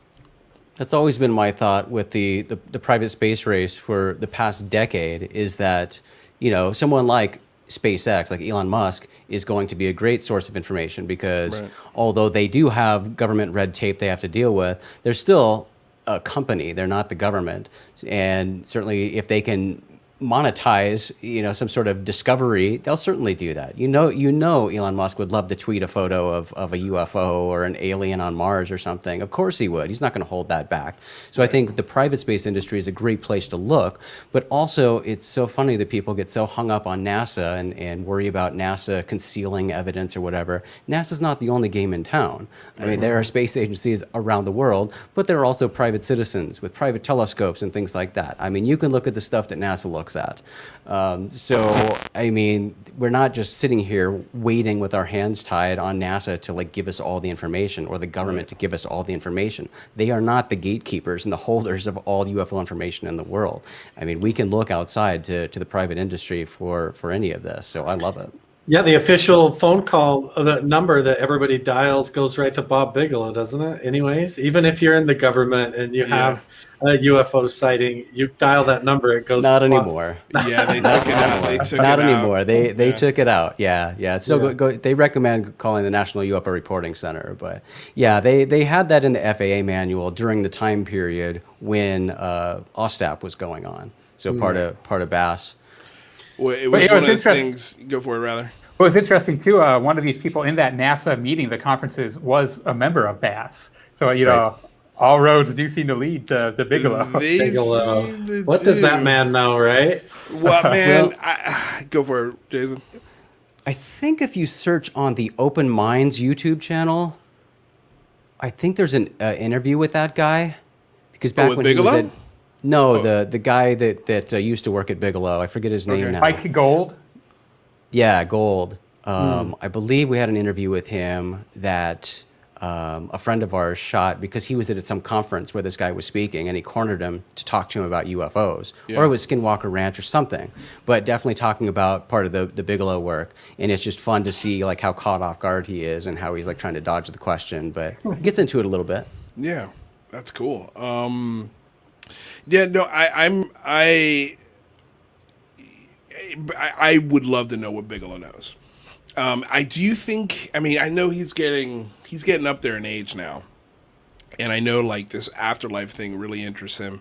And from what I understand, a lot of this inspiration to start looking into this was the passing of his wife, and I'm wondering if he will have that moment where he's just like, you know what, screw it. I'm going to open these files. I'm going to let people know what happened here. I'm going to write a manifesto or he's launching a whole new project now, new project focused on the afterlife and trying to, he's gone from Skinwalker Ranch to UFOs. Now he's trying to say it's all tied together into what we consider the afterlife, or where you go when you die is connected to all of this. So that's really interesting to wonder what it just speaks to how compartmentalized this stuff is. And that, like this article shows, that finally these agencies, we're aware that they're talking to each other, because you have like facilities like Area 51 that might have these secrets. And then around that is the Department of Energy holding all those secrets in. And then they subcompartmentalize a lot of their research through like Bigelow Aerospace.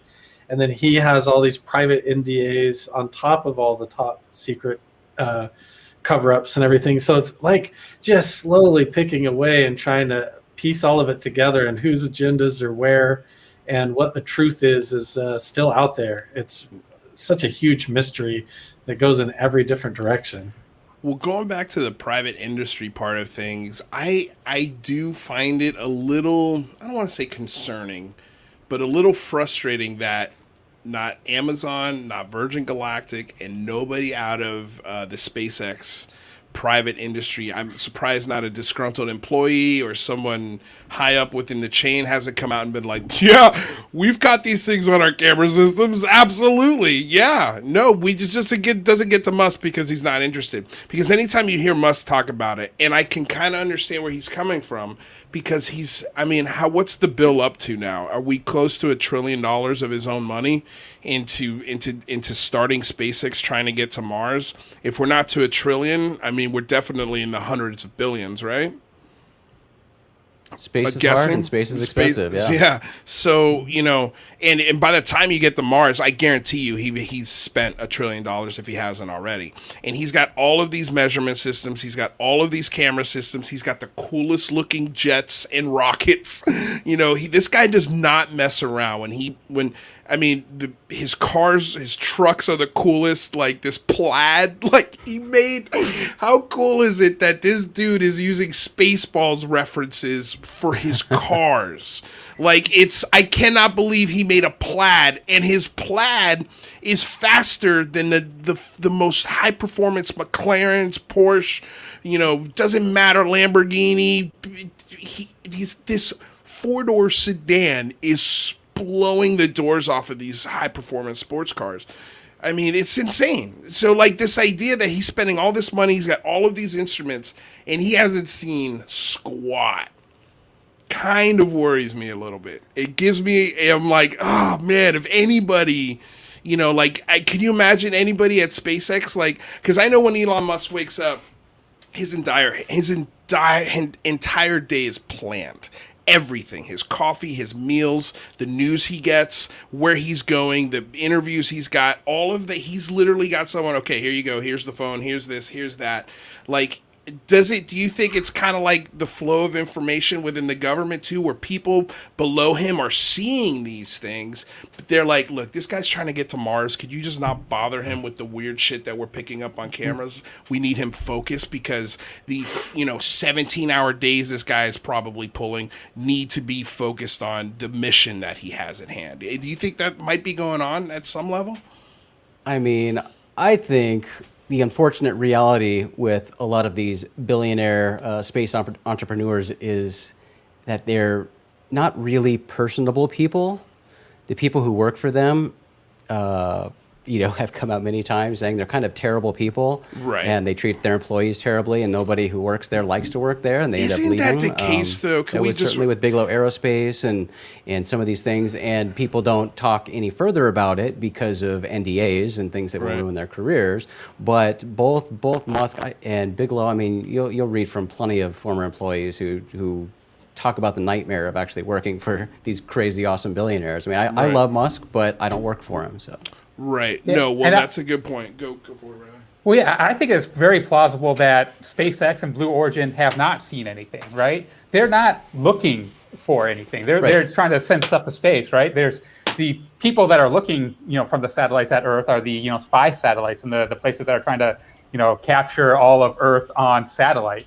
And there are private companies that are doing that now, but those are companies that are trying to sell satellite data to private firms to see how many cars are at a given parking lot in a Tuesday afternoon or stuff like that. So I think those are the companies that might actually know something. It's probably not the Elon Musk of the world. Well, we could certainly start a rumor about Bigelow Aerospace, with their Genesis platforms that are still orbiting the Earth that they launched in 2006 and 2007, I think. The initial test habitats launched up in 2006. They're just there orbiting the Earth, so maybe they've got some cool cameras and he's still gathering data, right? Dude, if they do, man, I don't know. I think I'd be so angry. Like if they've been sitting up there with those things, just taking pictures for now more than a decade, all that data they're just sitting on. Like, I mean, at what point are you no longer an advocate and just kind of being a greedy jerk with the information? Well, I think most people, especially when you're spending billions of dollars on it, it is very personal to you, and you're doing it for selfish reasons, whether that's to make money or to find answers that you think are going to give you answer the mysteries of life. And that's certainly been the quest that Bigelow's been on, his whole life. We talked about Roswell, and he goes all the way back to the preliminary initial Roswell investigation with Stan Friedman. Right. He's been involved in all of it. Which is way different than Elon Musk. Elon Musk, I compare more to like when the oil industry decides they want to go put a new oil rig out in the Gulf of Mexico. They're not counting all the sardines in the water or even looking for them. They're just drilling for oil, and he's trying to get to Mars.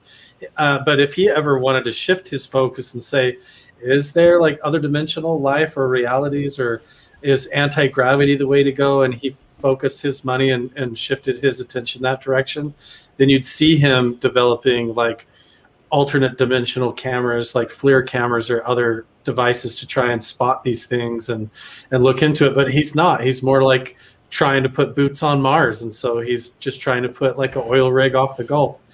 He's not really thinking about counting the cuttlefish hatch going on or giving a crap about it. Right. Yeah, exactly. Well, I do like the idea that you were saying. Well, I don't like it, but this idea of titans, like world-changing entrepreneurs, have all been real jerks.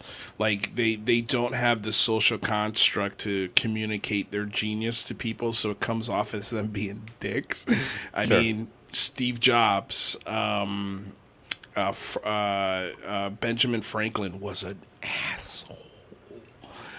And a ladies' man as well. But like, all of these guys, Einstein wasn't a very nice dude, especially to his wife. Like, all of these guys have just huge egos, huge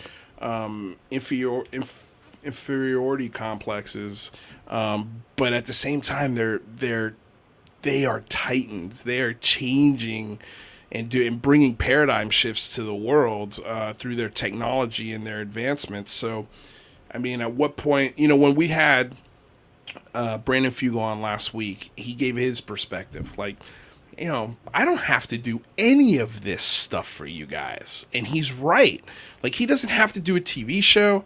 The data in the TV show is more than anything that Bob Bigelow has ever given this community. So you have to give him his due on that. You have to say, all right, dude, I'm sorry. I've been yelling for the data. I'm sorry. But then again, you promised the data on the website. Like, you said that, not me. So give me a little slack too. But I could see where he's coming from. Like, again, he bought that property, and I told him, I'm like, look, I get it. You didn't buy that property to put a casino on it or a hotel to make money. You bought it because you were genuinely interested, and you're probably losing money on this ranch between, the overhead and the people that are employed on the ranch is insane. It's way more than OSAP ever had, ever. Like, and when we had, who did we have on? Terrace Matla, who is the University of Maryland curator, and he was talking about how OSAP had one guy out there for years to to secure the entire ranch and check all the camera systems and all of that stuff. And at the same time, oh yeah, you also have to journal this experience. You have to take your own photos. Like, they're out there camping on Skinwalker, and they're not sharing. No, almost none of this information has ever come out. There's so many cool photos that we saw for the first time from Skinwalker Ranch with some of the experience that we saw that OSAP was doing, which was so cool. But Brandon has provided infinitely more data. So I'm trying to put myself in the billionaire's shoes, even though I'll never be able to do that truly. But I can understand why they're like, look, guy, I don't have to do anything. It's my money. That would be like me, giving you a tour of my house and my address and saying, stop on by, like, that's absurd. I'll never do that. Dude, Luis, if you had Brandon Fugel money, you would totally have bought Skinwalker Ranch too. You would totally. I think right? I would have. If I got that kind of FU money, yes, of course, Right. Of course, I would. Yes. Look, man, if I was Elon Musk, I would start my own UAP division. I would go to MIT, or I would go to some independent scientific coalition, and I would say, here's $1 billion. Go buy crazy. out Go to the Stars Academy or something. Crazy. No, don't buy. I don't want you to buy to the Stars Academy. I want you to go out and get the best of the best equipment, the best lab, the best researchers, the best open minds, the best wizards that you can find.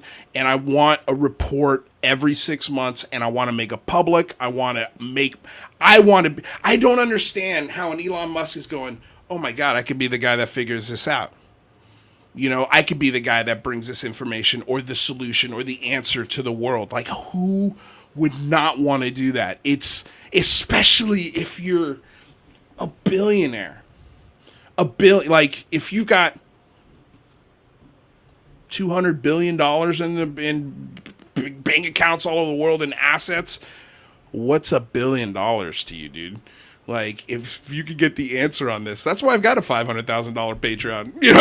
Like you never know. But like, I think NASA talking about it, I think the Pentagon and ATIP and guys like Lou Elizondo and Christopher Mellon and Michio Kaku, and one day, hopefully, a Neil deGrasse Tyson and a Mick West, hopefully, I think one day they're going to have to come to this side of the table and sit down and go, oh, shit, we were wrong, and start to really change their perspective on things. And when that day comes, we'll be here with open arms, waiting, saying, it's okay, don't worry about it. Just come on over here. We're not going to say I told you so. Just welcome aboard. Like, this is going to be fun. This is going to be a fun discussion. It's going to be a fun ride. And that's what's so cool about this topic. But thank you to Jean-Francois Charlebois for the $69.99 Canadian.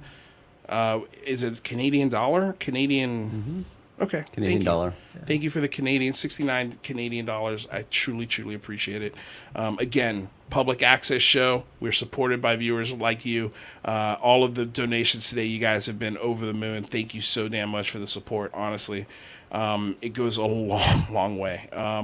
So real quick, let's reset the room. Let's catch everybody up to the conversation. We were just talking about the article that John Greenwald dropped about NASA being approached by ATIP and seeing what kind of data they have. It was a really cool article. We're talking to Rather Be Squidding, co-host of the show. carlvibe is a friend of the show. We've got everybody's links in the description below. And, of course, we got a new friend of the show, Jason McClellan, who was talking to us in the first hour about Roswell, the final verdict, which is on Discovery Plus. Go download the Discovery Plus app. They're giving you 7 free days right now. I'm telling you, this show, I'm going to keep the subscription because I have a feeling that Discovery Plus is going to be putting out a lot of cool shows regarding the UFO, UAP topics. So go check it out. Thank you so much, MP, for the $50 donation. Dude, the fact that Elon or Bezos aren't on this 100%, in my opinion, means they got a hush order. That's interesting. MP's not, he's a security specialist. This guy's a really smart dude. He's not just some schmo. So the fact that, what do you guys think about that? Do you think a private entity like, Elon Musk or Virgin Galactic, do you think they would follow a hush order like this? What do you got, rather? Well, so, like NASA does have a hush order because, they satellites see classified spy satellites from both America and internationally. And you got to think that if these private industries are seeing that same stuff, they probably have some actual, legal obligation to not divulge stuff like that. So I'm guessing there's some degree of hush stuff, if it was an actual alien, if they would respect that, I don't know. But there probably are some agreements like that going on. What do you think, Jason? It's certainly possible. I mean, everything they do hinges on government regulations and trying to get around the government restrictions that are placed on private companies launching into space, and always trying to, and Bigelow especially, Robert Bigelow was huge in getting FAA rules changed for launching and payloads and things like that, all in the name of what makes the most financial sense for these private space companies to spend all this money to launch stuff into space. It's really expensive. So they're actually changing the procedures as they go, because the new space race is all new. Everybody's just figuring this out as they go. But I think that sort of bending to the government's wishes probably is very limited. I mean, I'm sure they're like Rather said, defense things are always going to be an issue. That's always going to be something that they have to deal with. But in terms of disclosing like UFOs or extraterrestrials, again, with these guys, it comes down to money. I think if they saw a financial gain to be made, they would give the big FU to the government and say, look, you don't control us.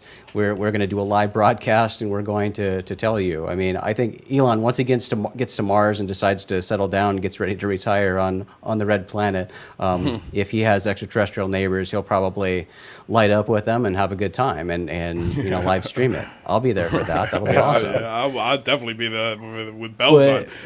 We're in like a science fiction world. Science fiction is now science reality, and we've got not only these private space companies launching into space, but we've also got private space stations in the works, and other countries doing their own space stations. I mean, Russia's pulling out of the ISS and doing their own thing. China's very busy right now, and all these moon activities and different lunar bases that are in the works. I mean, a lot of these things are just private companies doing this. So I think for them to both gain attention and get exposure and money to fund whatever they're doing in space, so they can then make money and sell resources or whatever they want to do. If there's a way to get more attention on their company and what they're doing, I can't think of a better way than showing, hey, we were on the moon, we saw an alien. I mean, that's pretty badass. So I don't see them holding back at all. Real quick, $2 donation for Bricktop. Thank you so much. $2 just for loose pronunciation. Très bon. Thank you. I honestly, if there was one language I could curse in, it would be French. Something about that language, man, it's so fun to curse in, or at least when I listen to it, it sounds fun. Moose 1911, thank you so much for the donation. Almost lost almost lost his clearance for smoking on Rogan, so I think he means Elon. Do you think that actually is that true? Did he almost lose his clearance for smoking pot on Joe Rogan? I know his investors were pissed. Yeah, I think that's a joke. I know he got a lot of flack for that. Guys at his level, like Elon Musk, they walk around with a cloud of lawyers and financial and legal advisors just following them around everywhere they go and watching everything they do, trying to control what they say at a certain level. But you got to wonder how much of that when he starts lighting up on Joe Rogan. He did talk about this on Joe Rogan, where he was asked, and Elon's reply was, if they are there, they're very subtle. That's what he said. Yeah. But honestly, like if you're trying to put people on an island in the Bahamas and they're like, well, is there sharks in the water? You're going to say, oh, if there are, they're very subtle. You're not going to promote. I'm not going in the water looking. You're not going to promote something. That's like a tangent to your mission and your total mission statement as a company to put people on Mars, to be like, yeah, and by the way, you might get shot down by UFOs on the way. You're not going to bring that part up, even if you did know, I think. Well, I think, I cannot imagine Elon Musk's publicist or handler backstage at Rogan going, "Oh my god, oh my god, oh my god!" Like He's gonna smoke it. I wish Rogan had just a green screen camera that we got to see the reaction, because I'm sure they were freaking out. There's no doubt in my mind. $5 donation from NMUAP. Thank you so much. Musk's biggest customer is NASA, and without them, SpaceX never takes off. He can be hushed. What do you think of that? It goes to Jason's point about money, right? Yeah. It's all about true. money. They're all in the business of making money. They're looking what makes business sense. SpaceX does a lot that has nothing to do with NASA. I mean, there's Starlink, that's their own product, but they do science experiments and satellites from private companies all the time. I mean, there's so many hands involved in all these launches. So NASA, they're piggybacking on SpaceX now because they don't have their own rockets. But, right. Well, I mean, I SpaceX think does a lot of their own NASA. stuff. I think NASA needs SpaceX more than SpaceX needs NASA. That's exactly right. That's exactly right. Like, because NASA's going, oh wait, you can get us into space for cheaper than we can do. I guess we're kind of effed in the A. We got to go with you because we can either go buy Russian rockets or we can buy rockets from SpaceX. So exactly. But what's also funny, and this is why, I mean, like Bezos and Richard Branson are not doing the same. I feel like commercial, like they're doing space tours.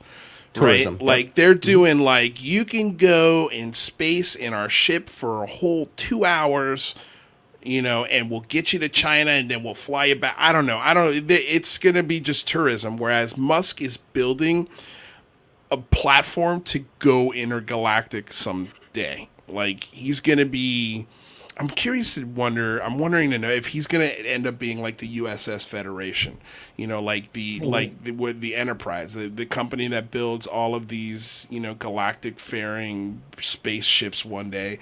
And, 400 years from now, people are going to remember Musk as like, Einstein or even bigger. Like he will be the guy who started this, man. I mean, NASA will be looked at, but they'll go, yeah, but this guy perfected it. This guy made it cheap. He made it possible, and everybody piggybacked off that success. Real quick, $69.99, another donation from Jean-Francois Charleblois. And he says, or she says, we have to teach you how to curse in Quebecois French. Hey, man, I wish. I mean, like, I might have to immerse myself in Quebec for 4 years before I ever learn anything. But I appreciate the donation and the belief that I could actually learn it. Will you guys please check out the Mark McClandish? His story is incredible. A documentary called 0 Point, the story of Mark McClandish, is a good start. Carl, I saw you shaking your head. Have you seen this? No, I was just thinking, man, I need to make a note of that and the other show that we were talking about earlier. I need to go watch that YouTube video as well. Yeah, I'll say on this, Ryan Sprague, his Somewhere in the Skies, it was about Mark McCandlish, and it's a real good watch. You should check that out. Is that the one he did with Tim McMillan? Yes. Oh, yeah. Okay. All right. I have not been able to see that yet just because I've been busy. But that's one I've been meaning to catch up on. I know Sprague was in the chat earlier, so I'm sorry, Sprague, I haven't watched it, but I cannot wait to listen to that episode. That's a good one. Okay, so we've got about 15 minutes left. Do you guys want to talk about this J.J. Abrams trailer? I mean, have you seen it, Jason? Yeah, I watched it. Okay, cool. Rather, have you gotten a chance to see it? I haven't, actually. I've heard about it. Okay. I don't know. Oh, you haven't seen it yet? Mm-hmm. Okay, well, that's okay. I don't know if we can play it because the last time we played a trailer, we got a big copyright strike. And I have a feeling Showtime's going to be the same thing as Starz, so we're not going to play it. But if somebody could drop the link to it in the description below, that would be, or in the chat, that would be awesome. But basically, I mean, let's just start here. J.J. Abrams is producing a UFO documentary, a 4-part UFO documentary. It seems like the main subject of these series might be Kevin Day. I hope they go past Kevin Day, because here's the thing, right? Kevin was the radar operator, but as far as I know, and I don't know everything about Kevin Day, he hasn't actually had eyes on an object, right? Like he hasn't actually seen or had a close encounter of the first, second, third, or fourth kind. Does anybody remember him seeing anything outside of the Nimitz? They're speaking specifically about that case, yes. And during that case, what he saw was on the radar. Right. Okay. So yeah, I always find it fascinating these military guys, especially I can't remember who it was, the nuclear operator that was underground when these balls of light started showing up underneath the base, and he was also a big advocate for the UFO phenomenon. But I always found it interesting, man, these guys are really into this considering they haven't actually seen one. They've only experienced it through their instruments. So I'm curious, as to what compels them to put their neck out on the line so hard for data that they received only through instruments and they haven't had actual eyes on. I'd say that instrument data, seeing it through instruments, is almost better than seeing it with your own eyes. Your eyes can be very deceiving, but if you have a recorded data set, that's real, tangible. That's fair. I just, it's just not as, I don't know why I think of it this way. For me, it doesn't seem like it would be as visceral, as impactful, but I can understand what you're saying. If you've got pilots reporting to you in real time while you've got these things on radar doing the things that the radar's telling you they're doing, then I could definitely see how that's super impactful. But like, he was just on Ben Hanson's show, the first episode of that Ben Hanson show, and he was talking about how he was having trouble sleeping because he was having these visions of like mudslides, floods, natural disasters, like the end of the world, apocalyptic type stuff. And he started having these dreams after this Nimitz encounter. And I was like, wow, man, that's the first time I've heard that. And it's also like, man, how is this? What happened here? I'm a little confused. Like, because I haven't heard that from Dietrich. I haven't heard that from Fravor. Maybe those are I'd be interested to see. We might have Alex Dietrich on the show. That could be a great question to ask her, maybe because the question has never been asked. But I am curious, have they had any weird dreams or any sort of visions post-encounter? Yeah, did anything follow you home? Right, almost like a Skinwalker Ranch type of thing. Do you, in your research and work over the years, Jason, do you find that a lot of experiencers or folks, even maybe that haven't had the direct experience, but again through instruments, have you come across a lot of folks having visions or dreams or things like that? Certainly being affected in a variety of ways. I haven't heard of the visions specifically, and it's certainly not just by seeing something on a system like that. But that's one of my favorite questions to ask people after encounters or about encounters they've had, is if they noticed any change in themselves or their thought processes, or did their experience change them at all? Right. And you get the most interesting responses from that question. So it doesn't surprise me that Kevin did have that reaction, but also, it seems like he, more than most with the other witnesses, was personally affected by it, and not just the sighting alone, but the result of the sighting and not being taken seriously, right? The ridicule from the stigma around the topic seemed to have really affected Kevin. Right. Sorry, go for it. I think it's a really common thing, honestly, that people really suppress when they even have the guts to tell the story. They usually stick to the nuts and bolts of what maybe other witnesses there saw, and they don't want to dig into how it maybe affected them or carried onto their home life or affected their dreams or instability of their sense of reality, or maybe other visitations in their bedroom at night. And I think, honestly, when you get into their actual autobiographies and dig into the accounts, the prevalence of that is actually really high. The amount of times people have sort of a psychic effect or anomalous after effects after having a witness of even a UFO in the sky, it seems to kind of unravel their sense of reality at some level and follow them home almost into poltergeist or supernatural type ways. And which leads me to believe that it's all interconnected in some way. And we just want to put it into boxes so that we can study it a little bit easier. But the topic is probably a lot broader than that. But it would be interesting once you get people off camera a little bit to see if the people on the Nimitz or the Tic Tac encounter had sort of psychological effects or effects in their dreams or meditations. A lot of people after these encounters turn into transcendental meditation, looking for answers and trying to figure things out, because it unravels their entire sense of reality and what they witnessed and what they thought was possible. So it's a very interesting question. So guys, this is the I'm just playing the J.J. Abrams trailer while we talk about it. I don't want to pop up the sound because, again, I don't want to get hit with a copyright strike, but these are the images from it. And this is, we got a $10 donation from UAP Aotearoa. Sorry if I'm messing that up. From New Zealand. Thank you so much for the donation. It means the world. I got a lot of fans in New Zealand. Just want to give you guys a shout out. Thank you so much. Australia, New Zealand, the Pacific Islands. You guys just love the show, so I appreciate you being here. And he says, JJ trailer, the last word said by Kevin Day that something is coming and the world needs to get ready, similar to JC on CG show. Who's I'm sorry guys, my brain is not working. What is who? JC? Are you guys? Does that Jimmy Church? Jimmy Church? Corbell? Okay. Jeremy Corbell, maybe. I think JC is Jimmy Church. Yeah, Jimmy Church on Christina Gomez's show. Okay, there you go. It. Okay, yeah. Thank you, rather. Sorry.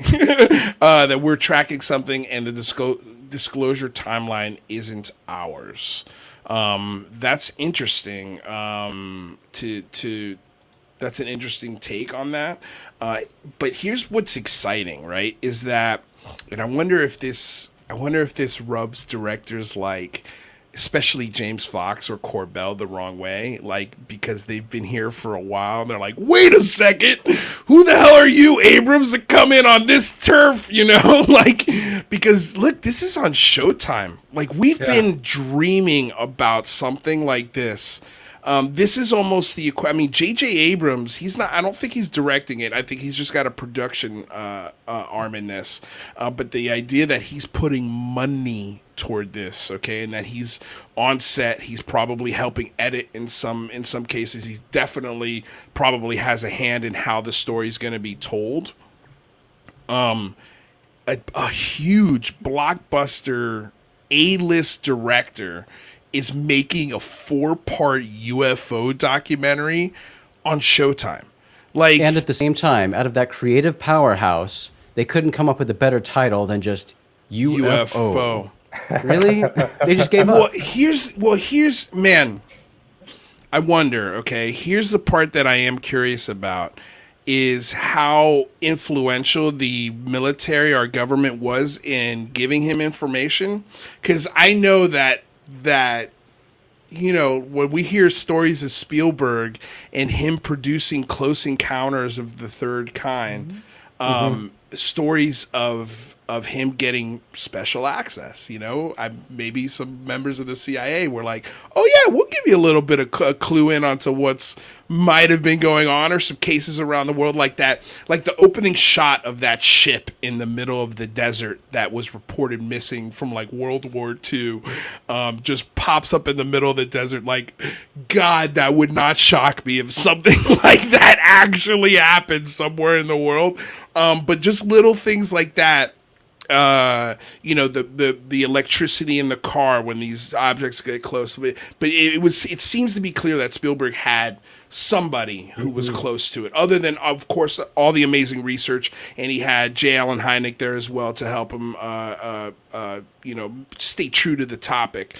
And I'm curious to know if J.J. Abrams, I would think so, because it seems like if a person like J.J. Abrams came to like Susan Goff or somebody like that, was like, hey, I'm interested in doing this movie about your UFO thing, I think they'd jump all over it. I think they'd be all over it, and they would be maybe feeding some good and bad information. But if that's the case, this documentary, going back to what you're saying, Jason, should have been called UAP at the least. Or something a little broader, because there have been many things named UFO before. It doesn't help people find that from a branding perspective, terrible move. Right. I agree from a branding perspective. We got a couple of donations here real quick. Let me get to them. UAP again. Oh, no, wait. We already read this one, right? Yes, we did. Okay, Yep. sorry. But thank you for the donation again. And then we got one from Lee, a $20 pound, a 20 pound, not a $20 pound. But anyway, you know what I'm saying. Everyone in the room and on and the panel are ready for disclosure, but for some it will be truly frightening. Yeah, I gotta tell you who's going to be frightening for my 10-year-old goddaughter. Kids are going to be terrified about this. And somebody did put a pretty, like somebody's rebuttal to this. I can't remember who it was, but I thought it was a pretty good one. And they were like, well, we tell children about hanging a person on the cross for a sacrifice. You know, like we talk about Romans eating Christians in church. And these are things I learned in Bible study. You know, when I went to Bible study, these are terrifying, horrifying stories. You know, I think and they made a great point. I was like, okay, maybe I could come back on that stance a little bit. Like, you know, at some point they're going to have to learn this, and they're going to have to, this is going to have to be something that's going to be steeped in the science classes, I think, you know, in the next 20, 30, 40 years. Can you imagine, like, you know, elementary school kids learning about this? That's a wild thought. But I do like where this is going. Like, we gotta be, like, if I had told you, let's say, 2017, I think that was the last J.J. Abrams big film to come out. If I told you, hey, in a couple of years, this guy's going to be making UFO documentaries, you would have, no freaking way. There's no way. And here we are. This is, I think, a beautiful thing. I mean, what do you guys think about a big Hollywood player? Like, I know some people are very, like, some people are sensitive, like, well, what does he know? You know, like, why is all of a sudden J.J. Abrams the arbiter of truth? It's like, no, he's not the arbiter of truth, but That's right. But that's right. You know, but like, but he is, you know, if he could take this conversation to other tables in the party, why not? Well, so here's something interesting. You know, author Aura brings this up, saying that too bad there have been known hoaxes in the trailer. And I saw this on Twitter as well. Yeah. And I'm wondering what you guys think about this, if that lowers the credibility or not. I think it doesn't really. I think that it just shows some cool footage. But well, there was the one footage of the object coming in Jerusalem that was taken from multiple angles and then pops back up. That's the one. I know that's fake. Jason, am I wrong on that? Do you think that's also a fake video? No, it's definitely fake. But, definitely fake. But we don't know what context the documentary is going to use it in. You know, because if it's a 4-part series and they're saying, okay, here are really good examples of BS. And this is the information we found on these videos. And this is why we got to be careful when we talk about this. I think that if they use it in that context, totally cool with it. But they're selling a trailer. They're trying to get people interested, right? I wouldn't hold my breath. I think you're right. I wouldn't hold my breath. Manage expectations. That's a great point, Jason. Manage your expectations with this documentary. Keep them super low. That way, if it's good, you can get excited about it. But you know, I don't know. What do you guys think? I think that the CIA and the parts of the government that want to disclose this in their own way and control the narrative have been involved in different levels of Hollywood and the media for a long time. Even, you know, I grew up reading comic books a lot, and I found out recently that Jack Kirby, one of the creators of the series The Immortals, there's a new Marvel movie coming out about the Immortals now, brand new one. And that whole topic, Jack Kirby, he was paid by the CIA to come up with a whole series of comic books called The Face on Mars, before, like 10 years before our satellites supposedly spotted an actual face on Mars. And it has to do with ancient alien civilizations that colonized Mars and then came to Earth and started the building of the pyramids thousands of years ago, and all sorts of interesting stuff. Why was Jack Kirby like in bed with the CIA as a comic book artist to write these stories? This is before television. The kids were reading comic books, and they were even clear back then messing with the narrative of like the story of outer space and our contact with other beings and reshaping history even through comic book folklore. And you have that involvement in the Stargate TV series and all kinds of stuff where the Air Force was involved in that. And so it's very interesting and strange to wonder how much of like Close Encounters of the Third Kind was a project with Steven Spielberg, where getting in bed with the CIA and being like, tell it like this. We would appreciate it if you showed them having this and this and this to help people warm up to the idea of what's going on here. But then also you have, like The Rock blasting giant bugs underground in Area 51. So you wonder where it begins and where it ends. It's all very confusing. Right. Well, and something important to keep in mind with Close Encounters, and most likely with JJ's show, if he has any military involvement at all, is that their content is controlled by the government if they want military support. If they're going to, involve like fighter jets or active duty testimony or anything like that, all that has to be cleared. They have to give the green light on any involvement from the government's perspective. So if you do have that government involvement, you know that they've had to okay the script. So everything has gone through a filter. Right. And that certainly, was the case with Close Encounters, with most alien films that have any sort of military or government involvement. They have to have the final say on the script. And it was called the Eternals, not the Immortals. I got the name. Oh, no worries. Again, going to what you're saying, Jason, the idea that they snuck in that hand scanner that Bob Lazar talked about in Close Encounters of the Third Kind, and nobody picked that up. Like, that was such a small, quick, at the time, I think it might have been classified, that kind of technology. But even here it is in a movie in 1977. They put in this X-ray hand scanner right in the film. They don't give it any context. All you hear is the machine go like an X-ray. And then they're led into the door. And it's like, oh, wait a second. That's real tech. Yeah. And we didn't hear about it till 88, till Lazar started talking about it. Even the fact that they're portraying for the first time in movies like the kind of telepathic psychic effects leading up to where almost the main character goes into like a hypnagogic trance and almost remote views the encounter before it occurs, and out of his mashed potatoes, almost paranormally, he forms like Devil's Tower where the landing is going to occur, and he almost has these premonitions.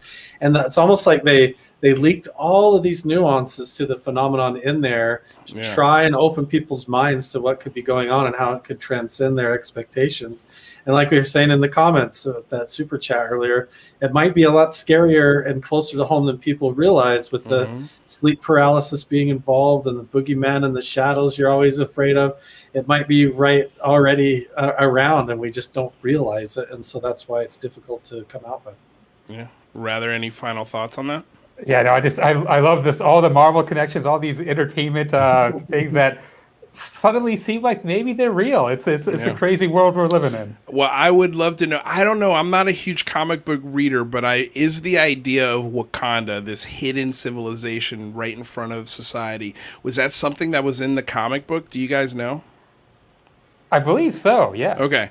Because, that's a wild idea. That's a crazy idea, and I'd be interested to know how much of the comic book that was influenced into the film, or if maybe there was some other, hands going, hey, it might be an interesting plot conception, But anyway, that's a discussion for a whole nother day. We've hit our 2-hour time limit.